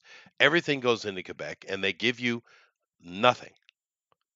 And I'm not even exaggerating. This is not hyperbole. strip strip clubs. That's the Well, best that outsourcing is that true. they do. And If you come to Canada and you want, how Chris Rock said, "There's no sex in the champagne room." Well, in Quebec, there is, yeah. that they'll Um, beg to differ. yeah, no, that's true. And to be fair, Quebec has some of the most beautiful women on earth. Let's be fair. But then King Louis did send all the prostitutes over to help out the working men. So Yes, yes, exactly. Yeah, yeah. So, but anyway, let's move on because we literally haven't got past, speedy journey, Mister George Foreman. Oh my goodness. Rip, Yep. Rest in rip, my peace, man. friend. Rest in peace. Let me move that's on. because What Canada invaded the stream it this did, time. it did, but it's fair conversation because it is something on everybody's mind here, for sure. Although Joshua ain't have none of it. All right. Anyway, this is a thing. This is a thing. Snow White box office underperforms. Boy, is that an understatement. That's a big Is understatement. Disney in trouble? Well, unfortunately, Disney is not in trouble because they will definitely get bailed out by somebody. Yeah. But Snow White is, and good because it deserves it. Yeah, Deserves every bit of it. they don't know have many hits lately. They're just bleeding money over there. But I will give. I haven't watched it, nor will I watch it. I mean, it's not for me anyway. I mean, this is like a kids' family movie. However, I have looked at a couple honest reviews with no angst involved, and the layout is pretty simple as far as this goes. As far as doing the Snow White acting thing, the girl is passable. Everybody's saying, yeah, it's fine, right? Which I'm not surprised that it isn't. Her singing is fine, which again, we know she can sing. Gal Gadot is horrible because she's not a good actress. We all know this. The CGI dwarves are an absolute abysmal mess because they weren't intended to be in the movie, right? You can see exactly where cuts and reshoots were done all over the place. This is a common statement by all reviewers. It's woke to the nth degree. Extreme woke, like Assassin's Creed Shadows, is ultra woke. Another issue. It's a similar situation. And it's just not well done. It's not well told. It's very, very mediocre. We're talking like a 4, maybe a 5 if you're being super generous. So it's an under movie anyway, full of stuff that most people can't stand, with a girl that can't shut her mouth. So when you add all that into there, it really drops this thing down to a 2. Once again, they talk about wanting to do their wokeness, but yet they can't bother to actually make a good thing. And the another problem with this girl in particular in this role, you can get on the Snow White thing, and they changed it. She survived the blizzard. That's why she's called Snow White now, by the way. Even though in the original story, her lips were as red as roses and her skin as white as snow. Abnormally, she's like an albino, right? She's kind of weirdly white. But that's an issue people talk about. I don't care as much about that. What I do care about is this is a very unattractive girl. She looks like a goblin, and yet she's supposed to be the fairest of all. And even though we know Gal is not a good actress, she is a beautiful woman. So that's Yeah. another issue, which, whether you care about that or not doesn't really matter. But that's the honest review of this movie. It's watchable if you can stomach the wokeness. So, After what they did to the only truly great Disney animated movie, and I mean this wholeheartedly, Aladdin, with their oh live yeah, action nonsense. After what they did with that, I completely checked out of all these because I realized that this isn't a serious venture. yeah, This is just them trying to make sure that they can keep copyright. It's also just a gimmick so they can funnel more of their ill-gotten gains down the toilet. Um, Once that started to happen, once you see Aladdin, you see these Lion King movies, which the Lion King movie made a ton of money for some reason. and It so did did. Aladdin. Yeah. You realize that this isn't a serious venture. I don't. There's various reasons why they're doing it. A lot of it's just political. Like even this girl, the fact that they couldn't find in all of the world, all of Europe, all of America, they couldn't find one white-haired, raven-haired white girl that was of extremely fair complexion to play this role. They had to go get some Mexican girl or Latina, whatever she is. Uh, that's ridiculous. Yeah. And they did that on purpose. It's got nothing to do with. Remember how their argument used to be, Chester, that what does it matter? The race of the character has nothing to do with the character. It's not part of the character. Well, this character you can literally cannot make that This is argument. a Her unique name is situation. Yeah, Snow White. yeah, She it is is. she is the fairest of them all. She had the whitest skin of them all. Everything about her is that she is white, white, white, white, white. Right. A quintessential European heroine is the Yeah, idea. but to be fair And though, if they went and got a Latino, a good-looking Latino girl who could sing, who was nice and pleasant, and promoting the movie as she should be, no one would yeah, care about that. I would. Let's be fair. I Well, would maybe because you it's would. it's a massive insult It to the is. purpose of this story. It's a massive insult to the heritage from the man who wrote it. He wrote it for a reason. He wrote it to celebrate European excellence, and we shouldn't be ashamed of that as Euro diaspora. We shouldn't allow them to make us feel bad because somebody dared to celebrate the beauty of the European female, Right. which is And literally the point of this story. And That's do why he keep in wrote it. mind, this is an important factor in talking about what you're saying, to signify it. Sleeping Beauty, Snow White, and Cinderella are all connected. Now, Yeah, Cinderella has a lot of elements coming from an old Chinese story, but really, these Sleeping Beauty and Snow White are the same story, really, right? yeah, They just got split over time. But these are coming from the Roman era. But even though they're from a Roman time, they are Germanic, correct, right? correct. So just to kind of quantify that. And what's funny is all these people who claim to be feminists, and yet they want to bastardize the only culture, pre-Christian culture of any merit that was fairly feminist, the Germanics and the Scandinavians. One of the reasons why they celebrated female beauty, which, if you remember, the Romans, aside from the goddesses, largely didn't. They celebrated male beauty. They were very, very pro-masculine. The Greeks were the same. Now they had exceptions, of course, but Yeah, one well, of the the main Greeks reasons were they did gay, that, though. I mean, let's be fair. yes, one of the main reasons they did that was because they actually valued and cherished the female, the Germanics did, in a way that largely nobody else did on the planet. Now, there's some exceptions, but by and large, I mean, we say this on here a lot. They had equality long before, or at least some version of it, long before anybody else did. Uh, and they cherished it. And that is one of the reasons why stories like this exist, is because beauty was a virtue in the ancient world because it was so rare, and because it was one of those things that was quantifiable. You could see it. You could everybody knows what beautiful means. You don't have to see it, you just know it. And the same thing is with courage. You don't really need to see somebody be courageous to understand what being brave is. Uh, I think that's why it was considered so virtuous or put up there on the same level as virtue, beauty was in most of those ancient cultures, even in Roman and in other cultures too. So when you do things that are intentionally disparaging to the very narrative, the very point, the very soul of a story, you're doing that on purpose. Of course they I are. don't care if they would have went and got a perfect actress who could nail it and was an amazing and was sweet and soft and promoted the things well. The fact that she's of the wrong race is intentional, Yeah. and they're doing it to insult the people Right. that they're trying to insult. That's why it's a problem. If it was a situation where It it was was just organic, incidental, like Samuel yeah, L. Jackson as Nick Fury. exactly. Then it's not insulting because one, Nick Fury isn't literally an icon of excellence for that group of people. He's just a No, he's a comic book background character. character. Yeah. Yeah. So Snow White is though. It'd be like taking, I don't know, some African goddess of beauty that happens to be Nubian, which I don't know if one exists, but let's just pretend, and turning her into a Chinese woman because yeah, but she's really good at the role. She really nails the character. Yeah, but what are you doing? Like you're intentionally disrespecting this culture. I would have chose Uh, Kushite instead of Nubian, but well, true, true. But my point, you get my point though, and that's why it bothers me. It doesn't bother me because I don't think a Mexican girl can do it. Of course, one could do it. This one can't, but of course, one could do it.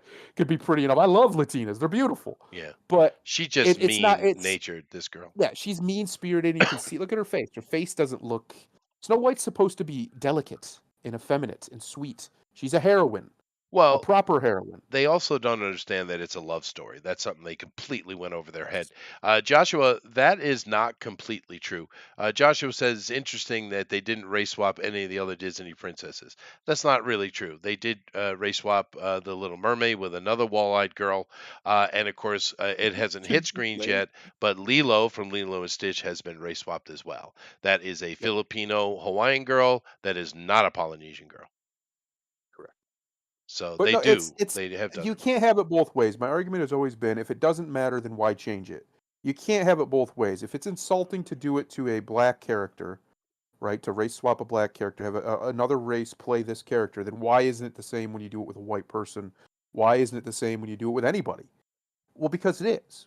And the fact that white people don't make a stink about it because they've been programmed that that's racist, it's not racist. You shouldn't take other people's cultural icons and alter them at a fundamental level and then pretend you're a good guy. Mhm. You're a virtuous person. That's ridiculous. Now, if you're doing it to honor it, if it's an homage, that'd be different. But that's not what this is. No, That's it's not what they're doing. intentional. You got any Yeah, opinions on this, Sheik? he's still here. Uh, There he is. yeah. That haircut doesn't suit her face. She's got her face is too big. She Yeah, does look better with long right here. hair This is better. because her facial structure. But yeah, I think it's stupid, but I don't care because it's not made for me. Hardly, I don't think I ever truly watched the Snow White movie, the original from start to finish, even as a kid. So I don't care. I know I won't be taking my great niece to see it, whether she wants to or not. I'd rather take her to a different, watch something else. But Sure. they're all gonna fail anyway, so it's just funny. I say do them all, like let them all go, recast them all, do it all. It's just Burn it for to the the ground. memes now. Yeah, that's fair. That is fair. But yeah, this movie only made But just $43 million in the opening weekend. Keep in mind, this is a 400 yeah, plus $1 million movie. This is going to lose hundreds of millions of dollars. Yep. Hundreds. the only one I don't want them to touch is my favorite Disney one, is bed knobs and broomsticks. I don't want them to touch that one. Oh yeah, but That's that my needs more favorite Disney black people though. movie. That definitely needs more black people. Yeah, that one's my favorite one. I love the whole movie. I love the ending at the museum and that with all the mannequins coming alive. As a kid, I watched that part so many times. I think I Yeah. burnt out the VHS Yeah, no, of that that is a good movie. one. It is a good one. I personally really like the what was it? A soccer game in Mary Poppins, was it?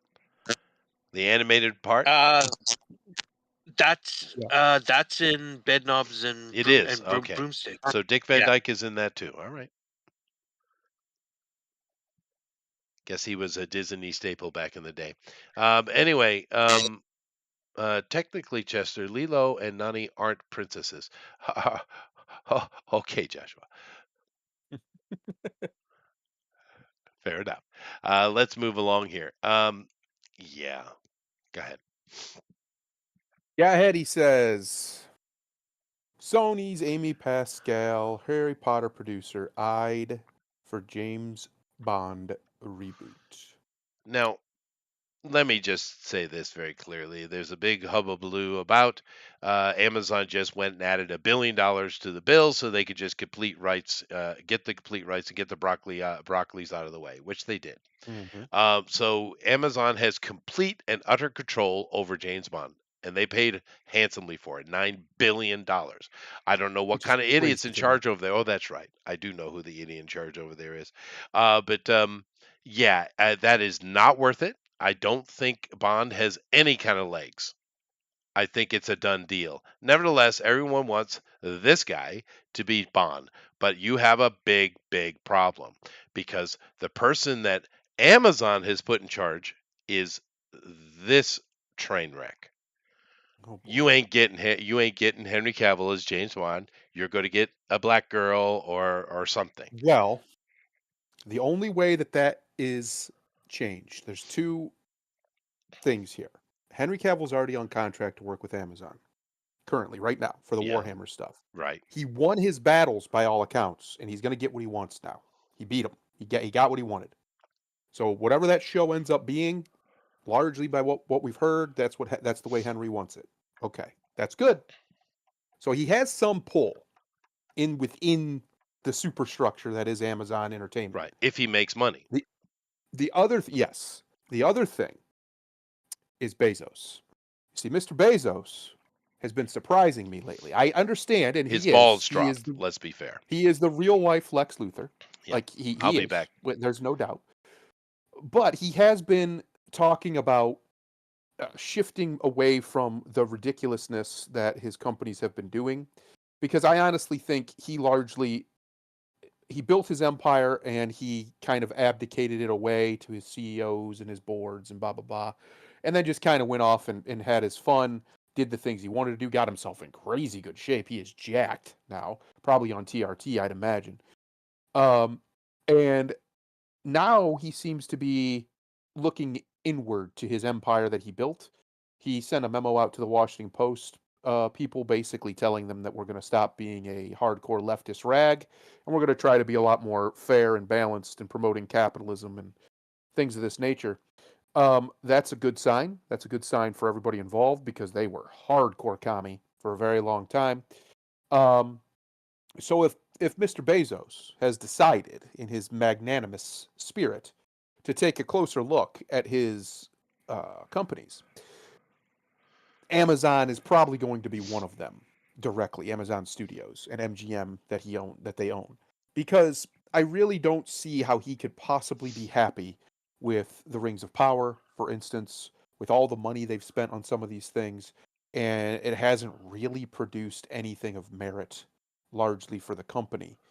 Also, I have a sneaking suspicion that Mr. Jeff Bezos, who is a big nerd, he doesn't quite look like one anymore because he's jacked, but he is a big nerd. Uh, Probably doesn't much like the Rings of Power, because I mean, everybody, if you're a Lord of the Rings guy and you look at that Rings of Power and you're like, "That's what I wanted," you got some. We don't think the same. I'll tell you what, we don't have the same wavelength. So I think I have a sneaking suspicion that Mr. Bezos, just like Zuckerberg, and Musk, they're shifting. Right, they were very left for a very long time. Right. They've started to shift back to the center, and Well, even that's in where the Musk's money case, was, over they to the thought. right. Yeah. And I think that's really what it is. The money was there, so they followed it. But now the money's going the other way because the youth, the young men, we talked about this at the beginning, the young men have gone the other way. Right. And as much as a lot of marketing and stuff, which by the way, these departments are often run by women, which is interesting, wants to tell you that women are the one who drive all the markets and they blah, blah, blah, blah. That's true in many industries, but that's true in disposable industries. That's not true in hard industries, and it's also not true fully in entertainment. The male market has been Clearly. abandoned a very long time, and they're just tired of it. I think young men aren't going to watch this nonsense. They're not going to go spend $30 or whatever it is for a movie ticket, $20 in many places to watch bullshit. So if you're gonna reach them, you're gonna have to give them what they want. And great examples of that happening and being successful recently. I'll go back to Top Gun Maverick. Made tons of money. Yeah.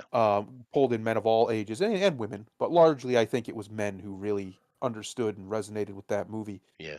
Well, Um, that and I think that shift is going to happen. So I'm just saying, most likely we're going to get some woke bullshit out of James Bond. Let's be honest. yeah. But there is a chance. There is an outside horse. There's a horse on the outside, Chester, and he's coming in strong. Mr. Bezos and Mr. Cavill might be like, nah, let's just do this the right way. Let's just Well, do this the right way. that's interesting. That we have seen a small shift. Now, keep in mind, this is going to upset the Americans, but Lord of the Rings, Rings of Power, I know it's still stupid. Although it failed inside America, and I don't know about Canada, but inside America it failed miserably. Internationally, it is successful. Keep that Yep. in mind. But I would say the problem you have with Amy Pascal is this. A lot of people complain about Kathleen Kennedy and how much she's destroyed IP, which is true, right? I would argue this woman has done more damage. This is a true feminist warrior. She wants Mhm. the downfall of all men, particularly whiteys. Hates This them is ladies. a destructive force. So Well, here's you're what I'm going to telling me say. that, but yet Bezos put her in charge? Well, I don't think Bezos did. I think whoever runs Amazon Studios probably did. Uh, because I don't think he's directly plugged into that yet. But I think he's going to be. I think we've seen him, like I was saying while you were gone, he stepped back from his empire and just kind of let it run on autopilot. And he was out doing other things. And then he started playing around with Blue Origin and all these other things that he wanted, passion projects of his own. Well, we've seen that since Musk said no, that's enough to the woke bullshit. A lot of people in his sphere, which there's only a few, have done as well.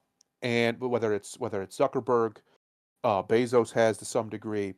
I think you're going to see, because if they try this, it's going to flop. Nobody's going to watch that shit. Nobody's going to watch woke Bond. But people didn't even want to watch the last Bond movie. It still made some money, but it didn't make anywhere near what they were hoping it would, because everybody was afraid it was going to be woke. Remember how many times they had to reshoot stuff? That thing was in reshoots for like a year because they kept trying to woke it up, and nobody wants that. We want James Bond. We want him to be hyper masculine and ridiculous. That's why it's fun.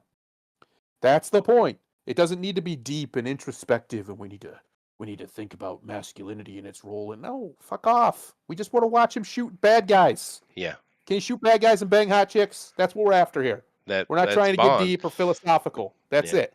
but she, So I think if we get that version of James Bond, the more fun James Bond, with Henry or somebody like Henry, but honestly, it just needs to be Henry at the head of it, it's going to make a ton of money. If it we will. don't, it's Yeah, dead in the water. it It's would. just dead in the water. Um, Sheik, though, do you think Bond has any legs left, though? Yes. I Interesting. because there is nothing out there now that is like Bond. There's no Jason Bourne, John Wick looks like it's done. There's no action genre like that. So it can be if they decide to make a good one. I think Bezos wants to be casted as the villain. That's why he bought it, so he could be one of the big bad He would be guys. good. He looks the part. Yeah. Yeah, like Blofeld. Give him a But no, cat. I Yeah. think yeah. I think it can be.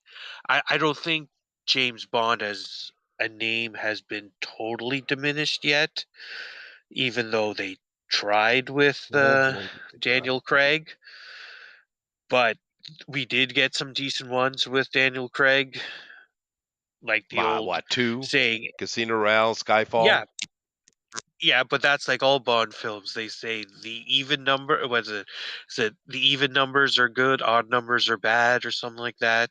Right. It's always one good one, then a stinker, then a good one, then a stinker, and that seems to be the pattern that they go with. Yeah. But Fair enough. I think, but it's got to be like they pretty much have to go back to a GoldenEye type of movie with Brosnan. Like he's got to Yeah. be a true ladies' man. as they say, a chauvinist or whatever. It's like almost, yeah, but he needs to be not afraid to be a man and push his weight around. He needs to be closer to Andrew Tate than anybody wants to actually say. Yeah, but That's I what we get need your to do. point in a modern time, but if you go back Yep. and watch the Bond movies, he's not actually that chauvinistic. No, women He just actually No, know. no, understands the It's not his danger of fault. women and he keeps an eye on them. Yes. yeah. But as I mean, as in just the way he talk, like all the hot chicks around, and you know, saying, trying to be a ladies' man, pickup Sure. artist type of Well, guy. women get They horny need to too, get you back know. to that. Oh yeah, Oh yes. most definitely. They're actually probably more so than men are. Yep. Yeah, they can be. That is true. But I don't know. That's a different conversation. But they, I think, can stay satisfied after a good what's the word you Canadians use? Romp. Yeah, than a man do. Yeah, you give it to a woman real good, she could be good for a few weeks, dude. Yep. That is a Easily. thing. But Yeah, back to James Bond. No, that's what the reason why I mentioned Andrew Tate. There's a reason he's so popular, and it's young men. The market for James Bond movies is young men and older men, but just men in general. So if you want this to be a success, you're going to have to speak to where the young men are, and that means you're going to have to take cultural references. One of the best things about the Bond movies is that the reason why they're around forever is because there is some changing with the times, right? And that's a good thing, honestly, as long as it's done well. Some movies not so much, other ones do. Uh, Daniel Craig's run is largely maligned because it got too serious, and it did. But you mentioned two of them. Casino Royale was amazing. I love Casino Royale. I yeah, think but it's one that of the had better its Bond tongue films. firmly set in his cheek, though. Yes. And then Skyfall is A good. It's spectacle. not Yeah. yeah, it's not top 10, Skyfall, yeah. but it's good. Um, Skyfall's probably the most Bondish film out of them all. yes. Yeah. Really, like the way the villain and just the set pieces and everything. It's more Bond than and I think that's what missed out on a lot Yeah. is Well, there's no gadgets and just craziness of what Bond was. At yeah. times over the top silliness, but it Fun. was fun. Yeah, it was fun, Yeah. and it's the Christopher Nolan effect.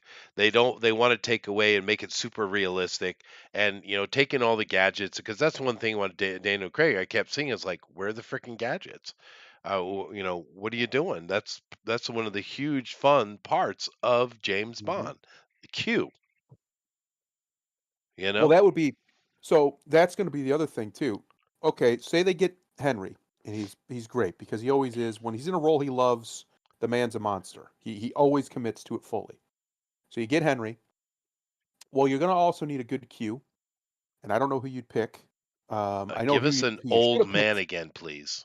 Yes, I know who you should have picked like 10, 15 years ago, Michael Caine, but unfortunately, that's probably not gonna happen.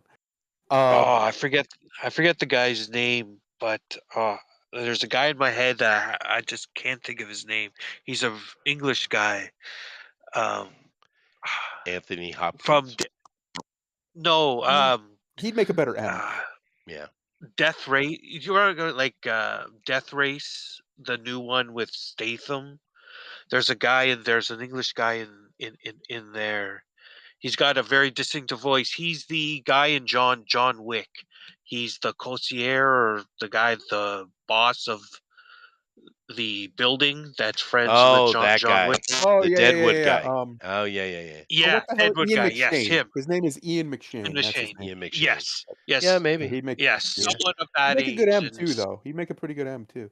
Yeah, Um, no, yeah, but no, you definitely need an old guy. Doing the young guy Q, I get the shtick. It was a thing at the time, but no, you need an old Q. you know what would be kind of cool? You know what would be kind of cool is somebody meant Jason Statham was mentioned. He'd make a really good M because then you could potentially have him do stuff occasionally, right? Uh, you get him. You get him in there, you get him, de-Stathamize him a little bit because Jason Statham's almost 60, so he's considerably older than Henry. I think that could work. You Yeah, could have maybe. two of them in there, two very British men, with incredible sex appeal. Like the women love them some Jason Statham. I see why. He's a beautiful man, even at 57 years old, he looks great. Uh, Yeah, he's super I don't know. jacked, I man. think that could work.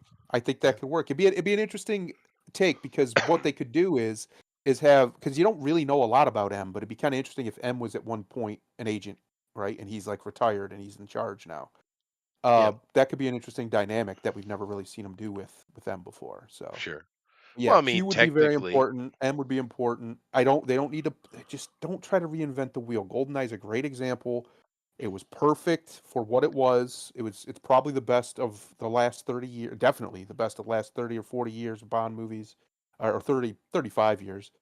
Um, yeah, I think that's what the metric should be. And I think if you're going to do this, the only way it's going to work is you're going to have to lean into it. Don't listen to the feminazi nonsense that we got to put a bunch of gay women in it. We don't, unless they're hot, then they can be in it. But otherwise, it's a man's movie made for men. Just let that be. There's nothing yeah, wrong with that. that's the There's nothing problem. wrong They with it. can't leave it alone. They Yep. can't stand that men have their own thing in their own spaces. They can't take it. They need to be involved. This is a major problem with the vapid female. It really Yep. is. They're just incapable of not being in on it. And this is a really a kind of a central point to a lot of the trouble we're having. Spoiled, selfish women who just can't be. But anyway, but the fact that they put Amy Pascal involved in charge of it, it's a bad sign, dude. This woman is an absolute kiss of death, man. Yep. Yeah. It Well, is. Let's see. there's going to be some sort of 00 female version, a show or something that's going to happen Sure, go ahead. now Waste your for money. sure. Go right ahead. But the James Bond movie, let's go back to form, please. Yeah, of course they want to do just like this. John. They want to call it John Wick ballerina to sell it. Dude, I have no interest whatsoever in female John Wick. Zero. Matter of fact, I have no interest in John Wick that doesn't Yeah. have Keanu Reeves. If he's done, fine, done. Go do something with the world, Continental or something like that, if you want to, which they tried to do in a TV series, but they woke it up and no one watched Yeah, it it. was also boring as hell. I It tried to was watch it. boring. Oh my Uh, but gosh. um, but no one wants that. That is Keanu Reeves' project. That's his thing. Yeah. We don't want it. Well, Oh, We're I'm not the tired. right interested. Yeah, move. I'm tired of 120-pound women throwing around Yeah. 235-pound jack men. Yeah, it's Yeah. ridiculous. Yeah, The it's right ridiculous. move with John Wick was always to have him take over as the elder. Yeah, That would be his that's what penance. they That's it. should He have done. can't get out. And then he Ian could be in every McShane should have movie. died. Yeah. Yep. He could be in every movie. It'd be fine. Wouldn't be a big deal. He could have his part. Yeah, And then if you wanted to build up new assassins in that world, they would have to report to him. Yeah, but I Perfect. do think they were trying to suggest in their world building that only Arabs could be the elder. Yeah, maybe. Yeah, Maybe. but he could have been put in charge of the Continental, right? Yeah. But yeah, no, no one wants it, and I'm not saying that there's any wokeness in it. I'm not saying it won't be a fair shot at a movie. It's just me personally, and I know everyone else. It's just we have no interest in watching it. It's Keanu Reeves that we're watching. It's his thing, right? And that's a problem they have. They always want to make money off of things, but not keeping the reason people are there. Something like say Lord of the Rings, you can try to do other things with it because it is more than the actors in it, right? Yes. And in Um, fact, I would argue that most of the actors in it, aside from what's his name? Gandalf. yeah, Honestly, that was easily their career highlight, and they've never gotten anywhere near it of again. course not. But I'm Yeah. just saying it's a different thing. It's a different thing. But James Bond is Hey, an institution. Rudy had a big career. Rudy, yeah, that's true. Rudy and The fact Goody. that you know him as Rudy tells me true. everything I need to know. Yeah, yeah. Hey now, hey now, don't you pick on the elderly. But yeah, actually, Jason's older than I am. He is, Statham, yeah, and he looks great he though. I looks mean, he's better than I definitely on do. That's for steroids. damn sure. There's no doubt about it. Yeah, although I'm still No pretty though. testosterone. You are pretty. You're a pretty I am. man, I beautiful am pretty. man. This guy, Beautiful. All he's right, pretty. He's so pretty. I am pretty. Moving on. Moving on. I'm not in my thing. Somebody read that. Chester, you read it. Or you can read it. Go ahead and read it, Sheik. We are joined by a Tank Ferret, but he hasn't said anything. Well, then Hey, Tank what's up, read it. everybody? You read it, Tank. Read the headline. Me read it. Hold on. I gotta navigate over there. We're okay. It's there in the it is. Discord. Okay. Just click on it. Yeah. I'm waiting for it to load. Okay. Give it time. Yep. All right. I'm getting a bigger hammer. Okay. There we go. Jason Momoa confirms he's playing comic accurate Lobo in Supergirl. You're hired. Uh-oh.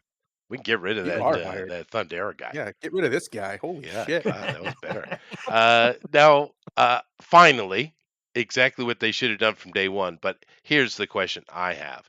It's a two-parter. One, it's Supergirl, and we know which Supergirl story they're telling, which we don't want. Yeah. And two, is it too little, too late?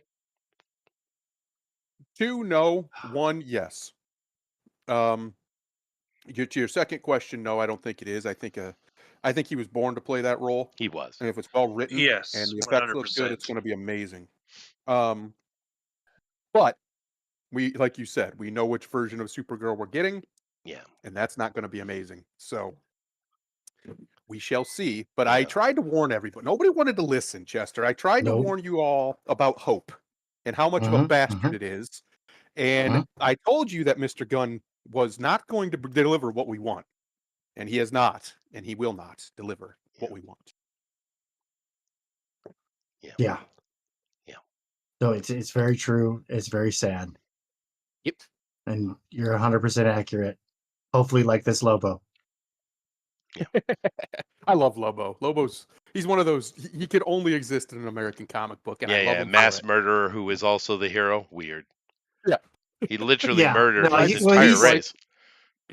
Well, he's an anti-villain, right? He does Yeah. good things, but he does them all wrong. True. Because his race really was a violent, psychopathic race of murder machines. And he did us all a favor by taking them out. But dude, come on now. Too far. Genocide is Yeah. still Come on, man. genocide, bro. Yeah, that's true. Yeah. Genocide is still genocide. But I don't even know what he would do in this movie because this movie, I was just kind of showing it so you guys could read it on your own if you'd like. But in this movie, this is the Tom King thing, Supergirl Tomorrow, and basically what it is it's a buddy cop thing in a way. Well, no, it's more Yeah. like True Grit, I guess, where you have the whole lesbian thing with Supergirl and that other girl. I can't remember her name. And someone murdered her father. She's going on a galactic journey with Supergirl to find and murder the man that killed her parent or her father. Right. It's True Grit is what it is. So it's this, and the lesbian love affair, of course, is going to go along the way. It's going to be, yay, girl, you go, course. girl. Where would Lobo play into that? He's going to Yeah, show up to that's- get beat up by the girls, and that'll be it. Maybe. And That'll he'll be the say breath of something the about, He's the "Oh, Blicky right." comic relief, I is what see. he is. What if they kill him off though? Oh, you can't. Yeah. Nobody kills If you- Lobo. I mean, gosh, They that might would be kill him, but so. he's going to come back. He's Lobo. Dude, they do it all the time. Christmas would be ruined I forever. know. That's what would happen. Christmas would be ruined forever. That is true, Tank. It Yeah. would be pretty stupid to genuinely kill Lobo because one, he can't die, and two, if you make a Supergirl movie, you put Lobo in it, and you have the best Lobo that God could have possibly gifted you in human form, and then you never have him fight Superman, what are we even doing in life right now? I do Right. I do think all of you are missing a very important point. Uh-oh. The person in charge of all of this is a mega cucked out pervert by the name of James Mhm. Gunn. Ugh. Yeah. I mean, he's So you're more saying she's gonna he's sleep more with him? cucked out than David Cohen or Waikiki Watiti. So you're saying they're gonna have sex? Wakiki, watiti. What I'm saying is, No, and I'm tracking like a heat seeker. Yeah, no, dude, it's not looking good for our heroes. No, it's not. What were you trying to say, Thundero? I said, you're telling me they're going to bang. Probably. Well, Lobo won't. Lobo's going to have a threesome with both the lesbians. Is that No, what you're he's saying? not. No, he's not. Yeah. No. At the end, his daughter will show up and do that. Oh, God. Probably that's true. Yeah, that's true. But who knows? Because if you notice, and we're going to get to another James Gunn story here in a second, where we're heavy James Gunn today. But recently, everything I see, and I kind of want to go back and look at Guardians and pay a little bit more attention to the background, because everything he's making recently, there's dildo somewhere, right? I mean, that's It's true. yeah. It is true. But we haven't got to the point where one has been strapped on, though. I think we're going to get there, though. Ooh, I think we're going to get there, and now that's what I call fan service. it might involve a Supergirl. But if you haven't, I kind of want to go Oh, back in Guardians and see if there's something hidden in there, because he is a pervert. it's true. Yeah, you know. So yeah, I love the idea because we all know Jason was born to play this, obviously. I don't know Yeah. what he's doing in this movie. And if it's just there to beat up or just kill off the characters, which is what they do all the time, I Yeah. don't know what's the point. But Jason Momoa is a full-on cuck anyway. So, what do you want? No lies detected. So, Sadly. Yeah. well, they're on the hunt for the killer of this chick's parents, so Yeah. it might be Lobo. Yeah, Might be the could one be. who killed the parent, He the does father, whatever. kill a lot of people, planets even. Listen, they had a Mhm. all right.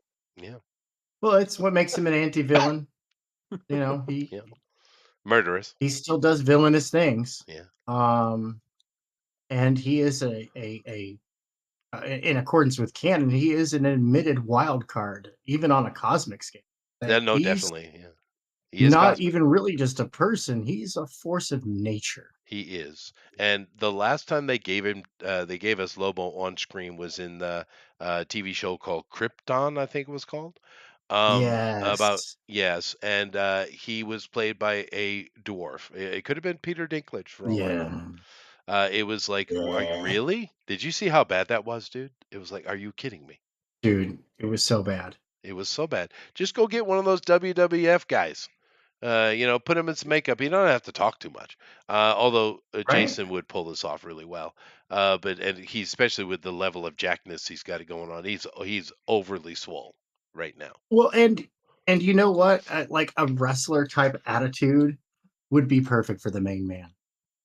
The main man. Yeah, no, you're right. Oh. You're right. Oh man, give me a whole Lobo movie. Just Lobo doing Lobo shit. That would be Why fun. not? Just For a good real. old one-shot fun thing.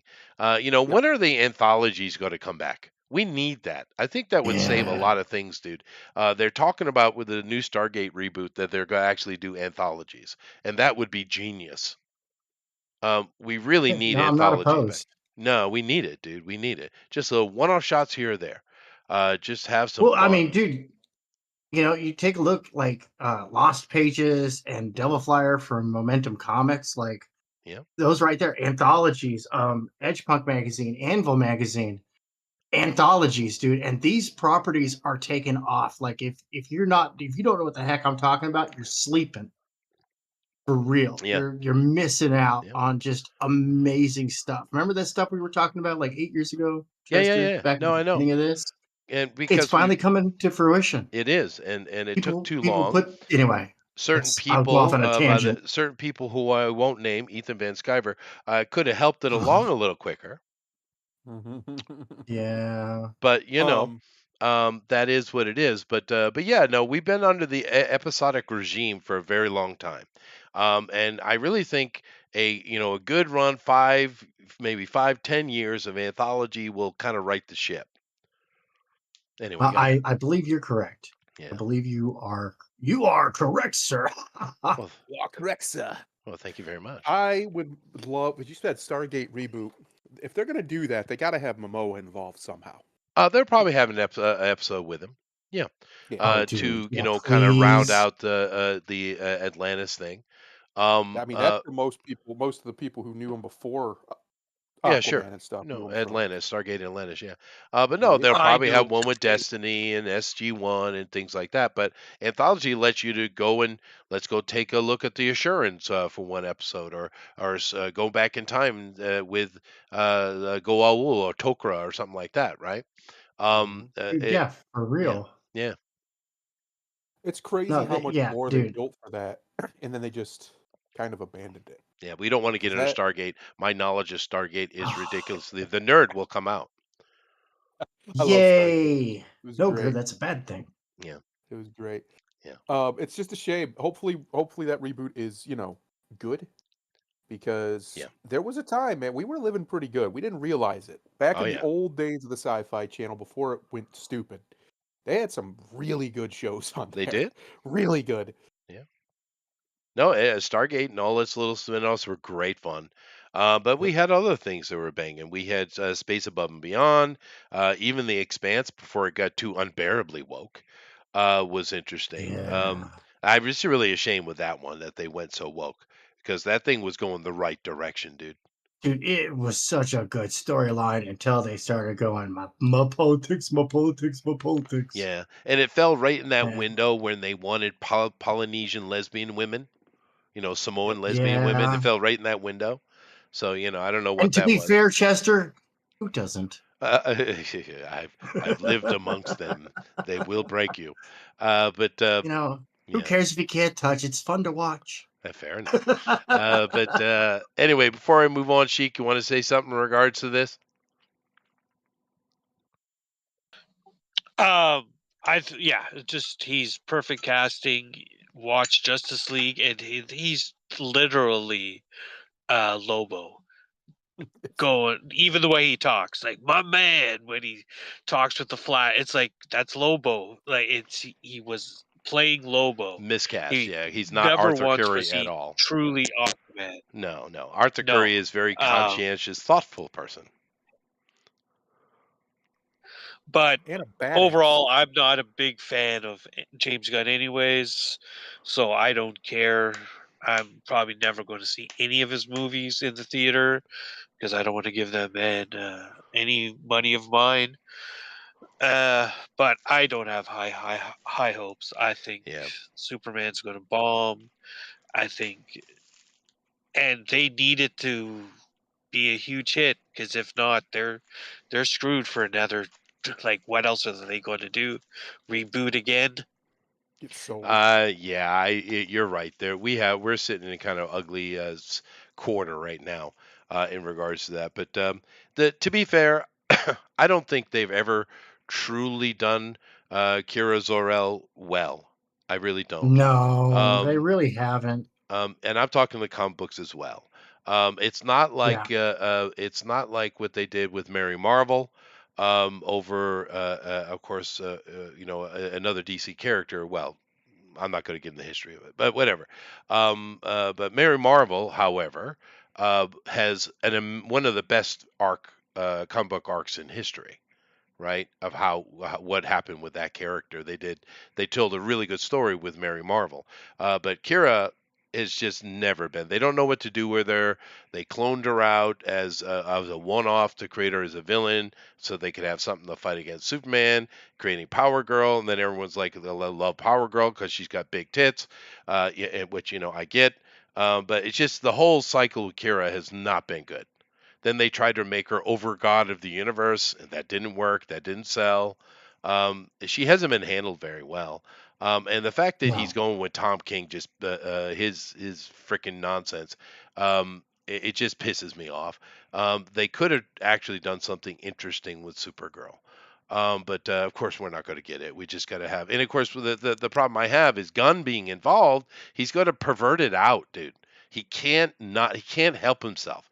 Everything he touches has got to be depraved. It's just his nature. And speaking of Well, you'll depraved, yeah, go ahead. I was going to say you might get a scene where Lobo's talking with a psychiatrist, talking about how he regrets killing all of his planet and his people. If Tom King is Oh yeah, as writing depressed as he it, is. Yeah, no, you're right. yeah, Yeah, Lobos might not be the happy, fun-loving guy. He may be a depressed guy in the whole movie. yeah. Go ahead, I'll let you kill me. But yeah, you're probably right with that. But speaking of perversions, and Thundera, you have full permission to pick on the dwarves today. Here we have James Gunn, and of course Toxic Avenger. Now, keep in mind that this right Oh, here is Peter Dinklage behind the magic.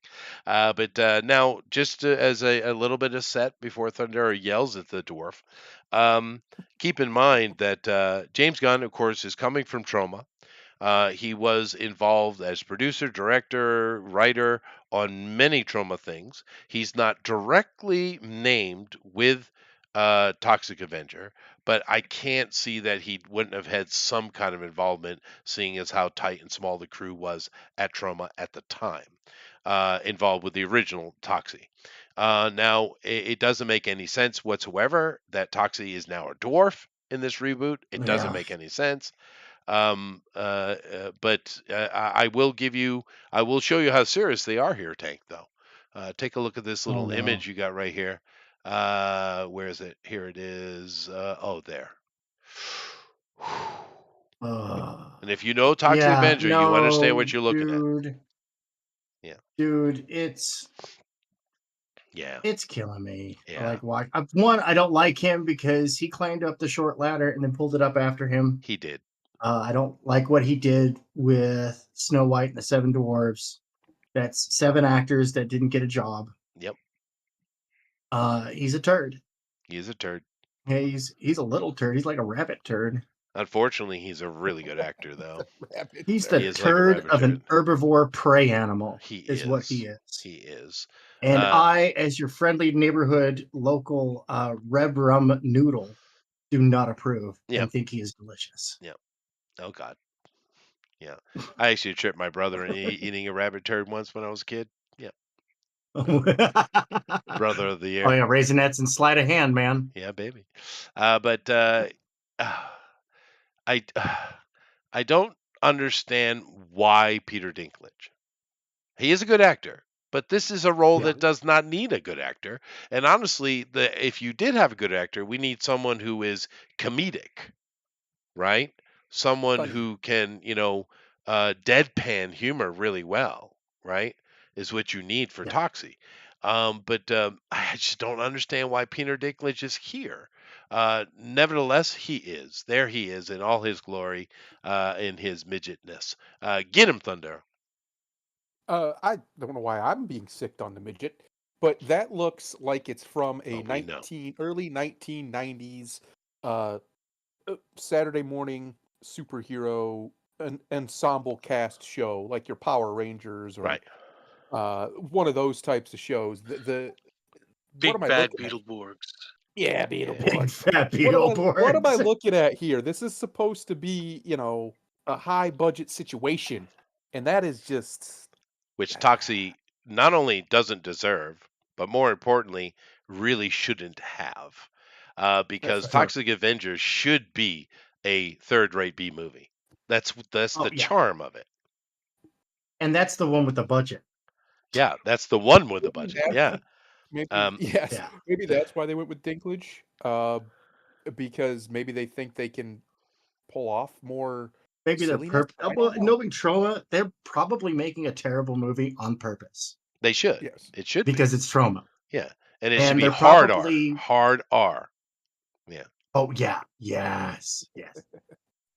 Well, it's got another little person in it there, Elijah Wood. It does. It's got Kevin Bacon in it, which is a bad sign because we know what the aura of the bacon has. Yes. No, it's just a weird casting.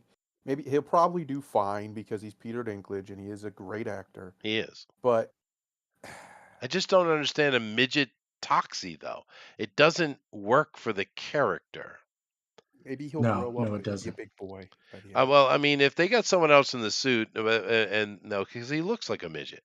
If they had like a giant Toxie and he just got the radiation transformed him into his voice, okay, fine. Because if Yeah, you understand dude, that, I'm with you. yeah, because if you understand the original movie, you got this dorky guy that's mops the gym, and of course the typical jock dudes and jockettes trick him, and one of the jockettes act like she wants to have sex with him. So of course he's a ultra doofus nerd, right?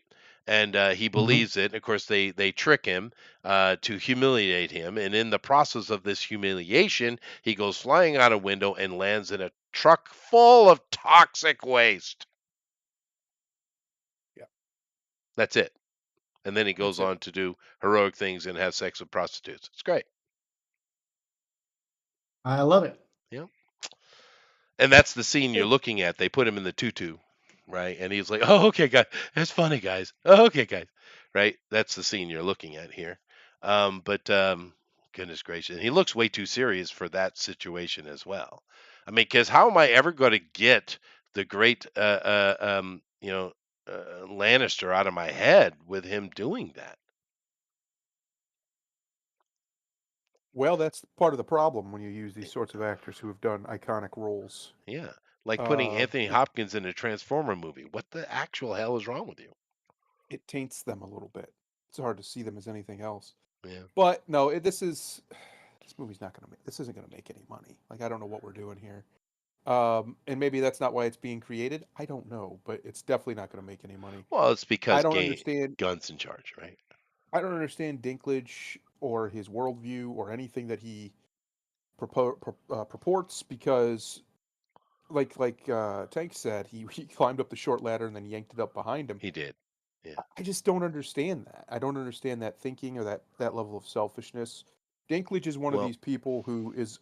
It's unfortunate for him that he is a midget because he is incredibly talented and pretty handsome guy actually. yeah, that's If he true. wasn't that, he would be a huge star, He would most be. likely. Yeah, he would be. But he is. So you would think he would have a little bit more sympathy for his fellows and not rob them of work when it's already difficult for them to get work Well, he's in Hollywood. ideologically captured because I've actually listened to interviews with Peter and listen to the way he speaks, and he is in the same boat as many Hollywood people. Zoe Saldana is another one, and I keep going back to that, but it's so shocking because he's giving. I've seen him give interviews, and he takes it way too seriously. And I use the Zoe one because it's so stark. There's doing interviews with all the other cast of Guardians of the Galaxy. Everyone is like, "Yeah, it was fun, woohoo!" They're all having a good time, giving off the energy that is necessary for Guardians of the Galaxy, right? Everybody. But she's like, I think this was a very important role. I think it opened up my world to opportunities of acting. And I think it shows that people of color can do what? Color green? She went on and on and on about like this was the greatest AAA Oscar movie she could ever be in, and how inspirational and important it was to cinema. It's like, dude, it's freaking popcorn movie. Get a grip. Mm, But mhm. Peter's the same way. If you go check out an interview with Peter, he's the same way. He takes it way too seriously. Yes, Yeah, it's it is what it is. Anyway, it is what it this is is. unfortunate because there's a lot of trauma fans here amongst us. I'm sure. Sheik, are you a trauma fan?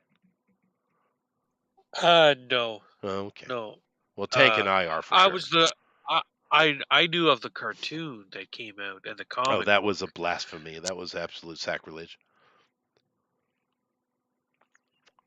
but I didn't know about trauma until all that stuff much later on. Oh. Well, I was one of those kids that sought out the B. And Trauma was like the quintessential essence of B movies. It was great. Yep. Anyway, moving on here. Oh, this one. Oh my God. God of War TV showrunner Ron Moore admits I'm not a gamer, and Oh, confirms 2 seasons. Wow. again. How many times have they got to have these asshole writers who don't know the source material? They keep doing this Well, I mean, over and over and over again, and they refuse to even read it. This is one thing why we give so much love to Hugh Jackman, why we love him so much. Not only did he dedicate so much time to a character we love and he came to love, the dude, when he took the role, knew nothing about it, admits it, but went out and read every damn thing he could find on the character. He did mhm. his due diligence, and we love you for it. But how many of these assholes we keep getting in charge of these projects over and over? We read this over the years, and they don't know the core material. How in the hell are you going to do God of War without knowing the frickin' video game? How is that Well, even possible? here's the problem with God of War is God of War isn't God of War anymore. It's Dad of Well, Boy, and that's what we're gonna get. We're definitely not gonna get young Kratos, as they call him now. We're well, definitely yeah. not gonna get to see God of War in all of its glory. This idea that You think we that won't get annoys an me. origin? No, we will, but it'll be probably very brief. You're not gonna get the hyper masculine Kratos. Uh, the thing that annoys me about it is even the creator of it has cucked to this, and it's still the same guy who makes the God of War games. It's the same guy from the beginning, uh, and he has internalized this idea that the old games were immature, but they weren't. They were just a different form of storytelling. It's absurdity. That's Well, the he was a point. It's supposed to legionnaire. be absurd. It's supposed to be absurd. That's the point. Yeah. Uh, Over the top. That's very Greek, actually, very Greek style storytelling. And to say it had little depth or whatever, that's just ridiculous. And the fact that he himself has said it is ridiculous. I can't stand the modern God of War. The games they play fine, they're actually fun to play, but the storylines are ridiculous. That's not Kratos. To say that Kratos needed to grow is preposterous. The whole point of his character is he becomes effectively, well, in the first game he replaces the God of War. The point of that was, which apparently he forgot, was he became what he hated. Right? He became the very thing that he swore to destroy. Very, very Greek, very Greek Right. storytelling, Yeah, very and tragedy, yeah. tragic, over the top, ridiculous, like very Greek storytelling. And they just lost all of that point because they couldn't.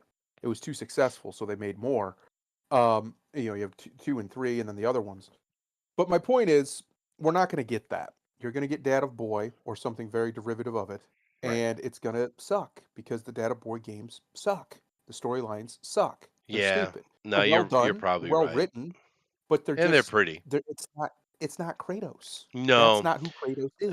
It's unfortunate too because Kratos is basically a legionnaire whose family is wiped out and went on a campaign of vengeance, and along the way became the God of War. Well, his family was wiped out by him because he was so obsessed with bloodlust. Wasn't him? Okay.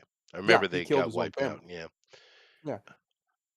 And then that's what drove him mad, basically, and it decided he was going to go after Ares, um, because he blamed Ares for it. So again, it's very Greek. That's why when people say, "Oh, it wasn't very mature," then you're just stupid. You don't understand Greek storytelling at all. It's supposed to be over the top and hyper dramatic. That's the point. That's the whole point of it. Uh, that's why it's called tragedy because it's supposed to be tragic. And he goes on and then he eventually kills his own father and like there's just so much classic Greek tropes uh in the God of the original trilogy. So when they came back with the new stuff in what was it 2018 or whatever, and he's in Norse land, which I was super excited for when I heard that they were going to do that. Sure. Yeah. uh but then he's just not Kratos anymore. He's just not, he's not angry. He's calm. He's collected, and I get it. You're just trying to show that he's matured, but that's not the point. Like you're what are you doing? Mm. It's the same thing for me when you turn Superman into a dad. I get why people do it. I get why some people like it, but you missing the point of Superman. Domesticating him ruins him. You Yeah, can no, I domesticate him at understand. the end, but you can't domesticate him in the middle of his story. Yeah. And that's what they did with Kratos. They domesticated him. However, I would say this though. My son has played every God of War from the Yep. beginning. And he does love the new stuff. Mhm. You know, I actually gave him he was in university at the time when the first reboot, which you're talking about, came out. And of course, I we took care of all his needs and things like that. But he's a good traditionally a grown boy, so he didn't ask us for extra things, even though he probably should have. But I gave him that as a gift, and it was very dear to him. You know, that I did that at that particular time in his life. So I have a feeling maybe some of the younger people miss the transition you're talking about. Mhm. I think Not so. that you're wrong. I think so. Well, they missed that there was great depth to the original story. It was just told in a very hyper masculine way. Sure. And like there's literally one point in the story where Kratos, after he's basically killed all of the gods of Olympus, just throws himself into hell, into Hades. Uh, that's tragic as hell. Like his whole life became about revenge. He still was what he hated by the end. He never got out of it because he couldn't break the cycle. So for him to just be chill and a dad in Norseland, what? What do we? You just it's like the new Thor movies where he has to learn the same lesson every movie. Yeah. It's stupid. No Yeah. character development, no growth of Yeah. no actual character growth. That is true. But although it's not as bad as Roadhouse. No, it's definitely not as bad as Roadhouse, but that's not saying much. Yeah. Just want to make Which sure that Roadhouse are we talking about? the remake, there's literally zero character arc Okay. growth in that. Okay. Zero. Okay, I just want to say because I just watched Roadhouse, the Patrick Swayze one, Yeah. on Saint Patrick's Day. Yeah. Because AMC had Saint Patrick Swayze Day. Oh, that's a good So idea. they played Patrick Swayze movies, and I watched them all. And Roadhouse was something special. Yeah, no, it still holds up. It does. Which irritated me how absolutely off the mark the new one was. It's like, my goodness, how do you make a movie where your main character literally has zero character arc? How do you do that? So no. That's kind of He doesn't. hard.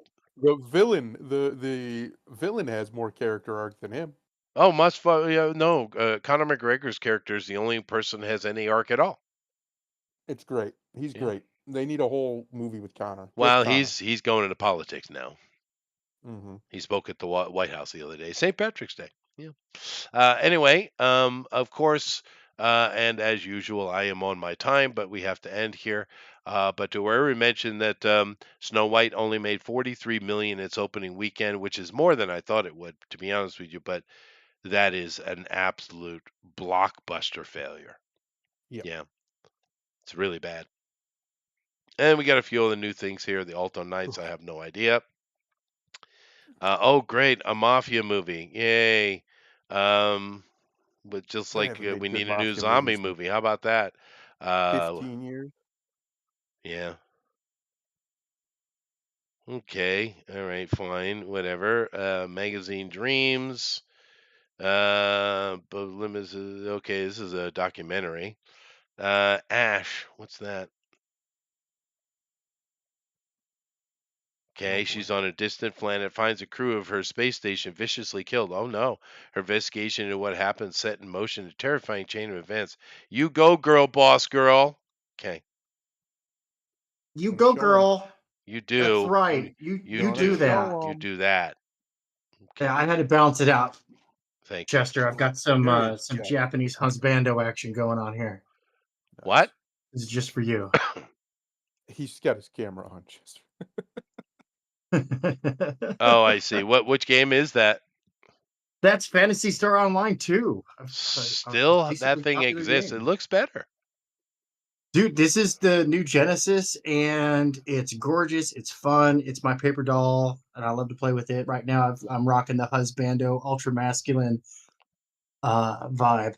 Okay, I don't know about that, but okay.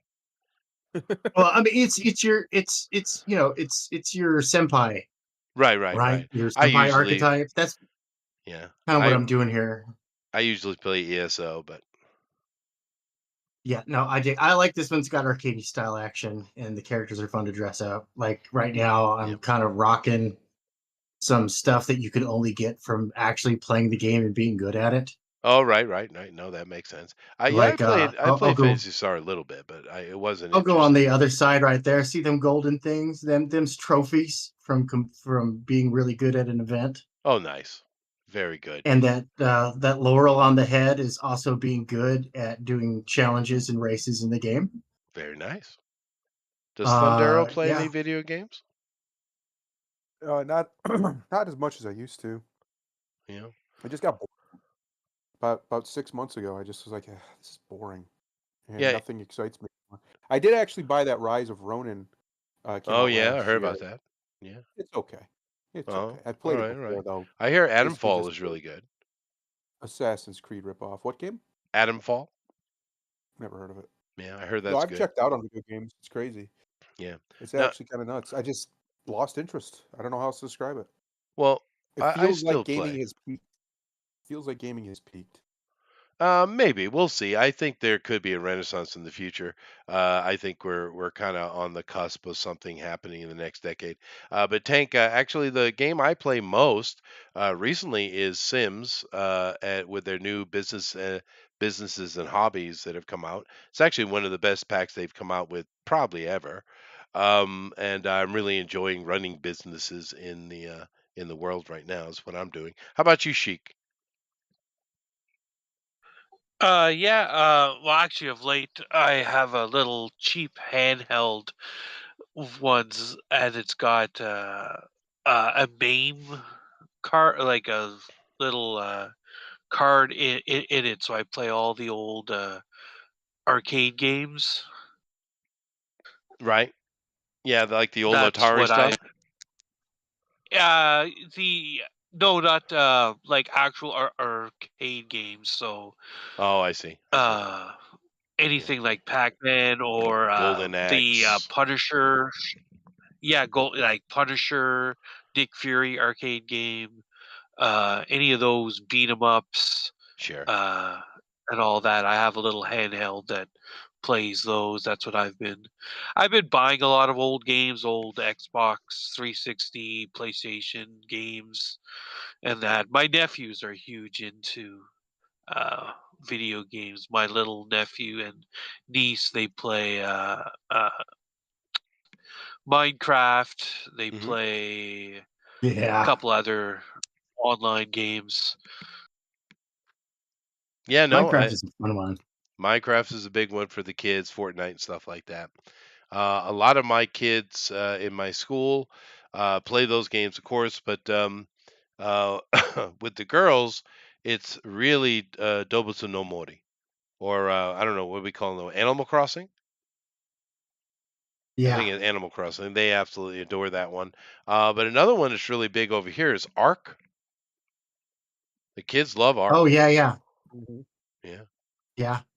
So, you know, No, that's a fun one. The kids we had to put a hold on that one because the kids were just turning it into the Fling the Poo game. yeah, sure. And you got to put a cap on the blue humor, or in this That's case, brown true. humor. But then again, you do have 25 children. It's true. It's true. It I is am true. raising a horde of red rum noodles. Yes, you are. Yes, you are. That is part of my plot to take over the world. Yes. It is interesting how many dudes on my channel actually have an absolute slew of Oops, children. sorry. Yeah. Right. Yeah. No. Well, I don't drink, and I'm not too into fighting, so I Yeah. got to make up for Irish stereotypes somehow. That's true. That is true. Yeah, I'm an underachiever. I only had 2 kids. I apologize.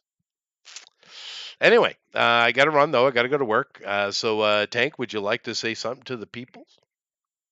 Yeah, yeah. Let's go ahead. We'll have a nice little namaste moment.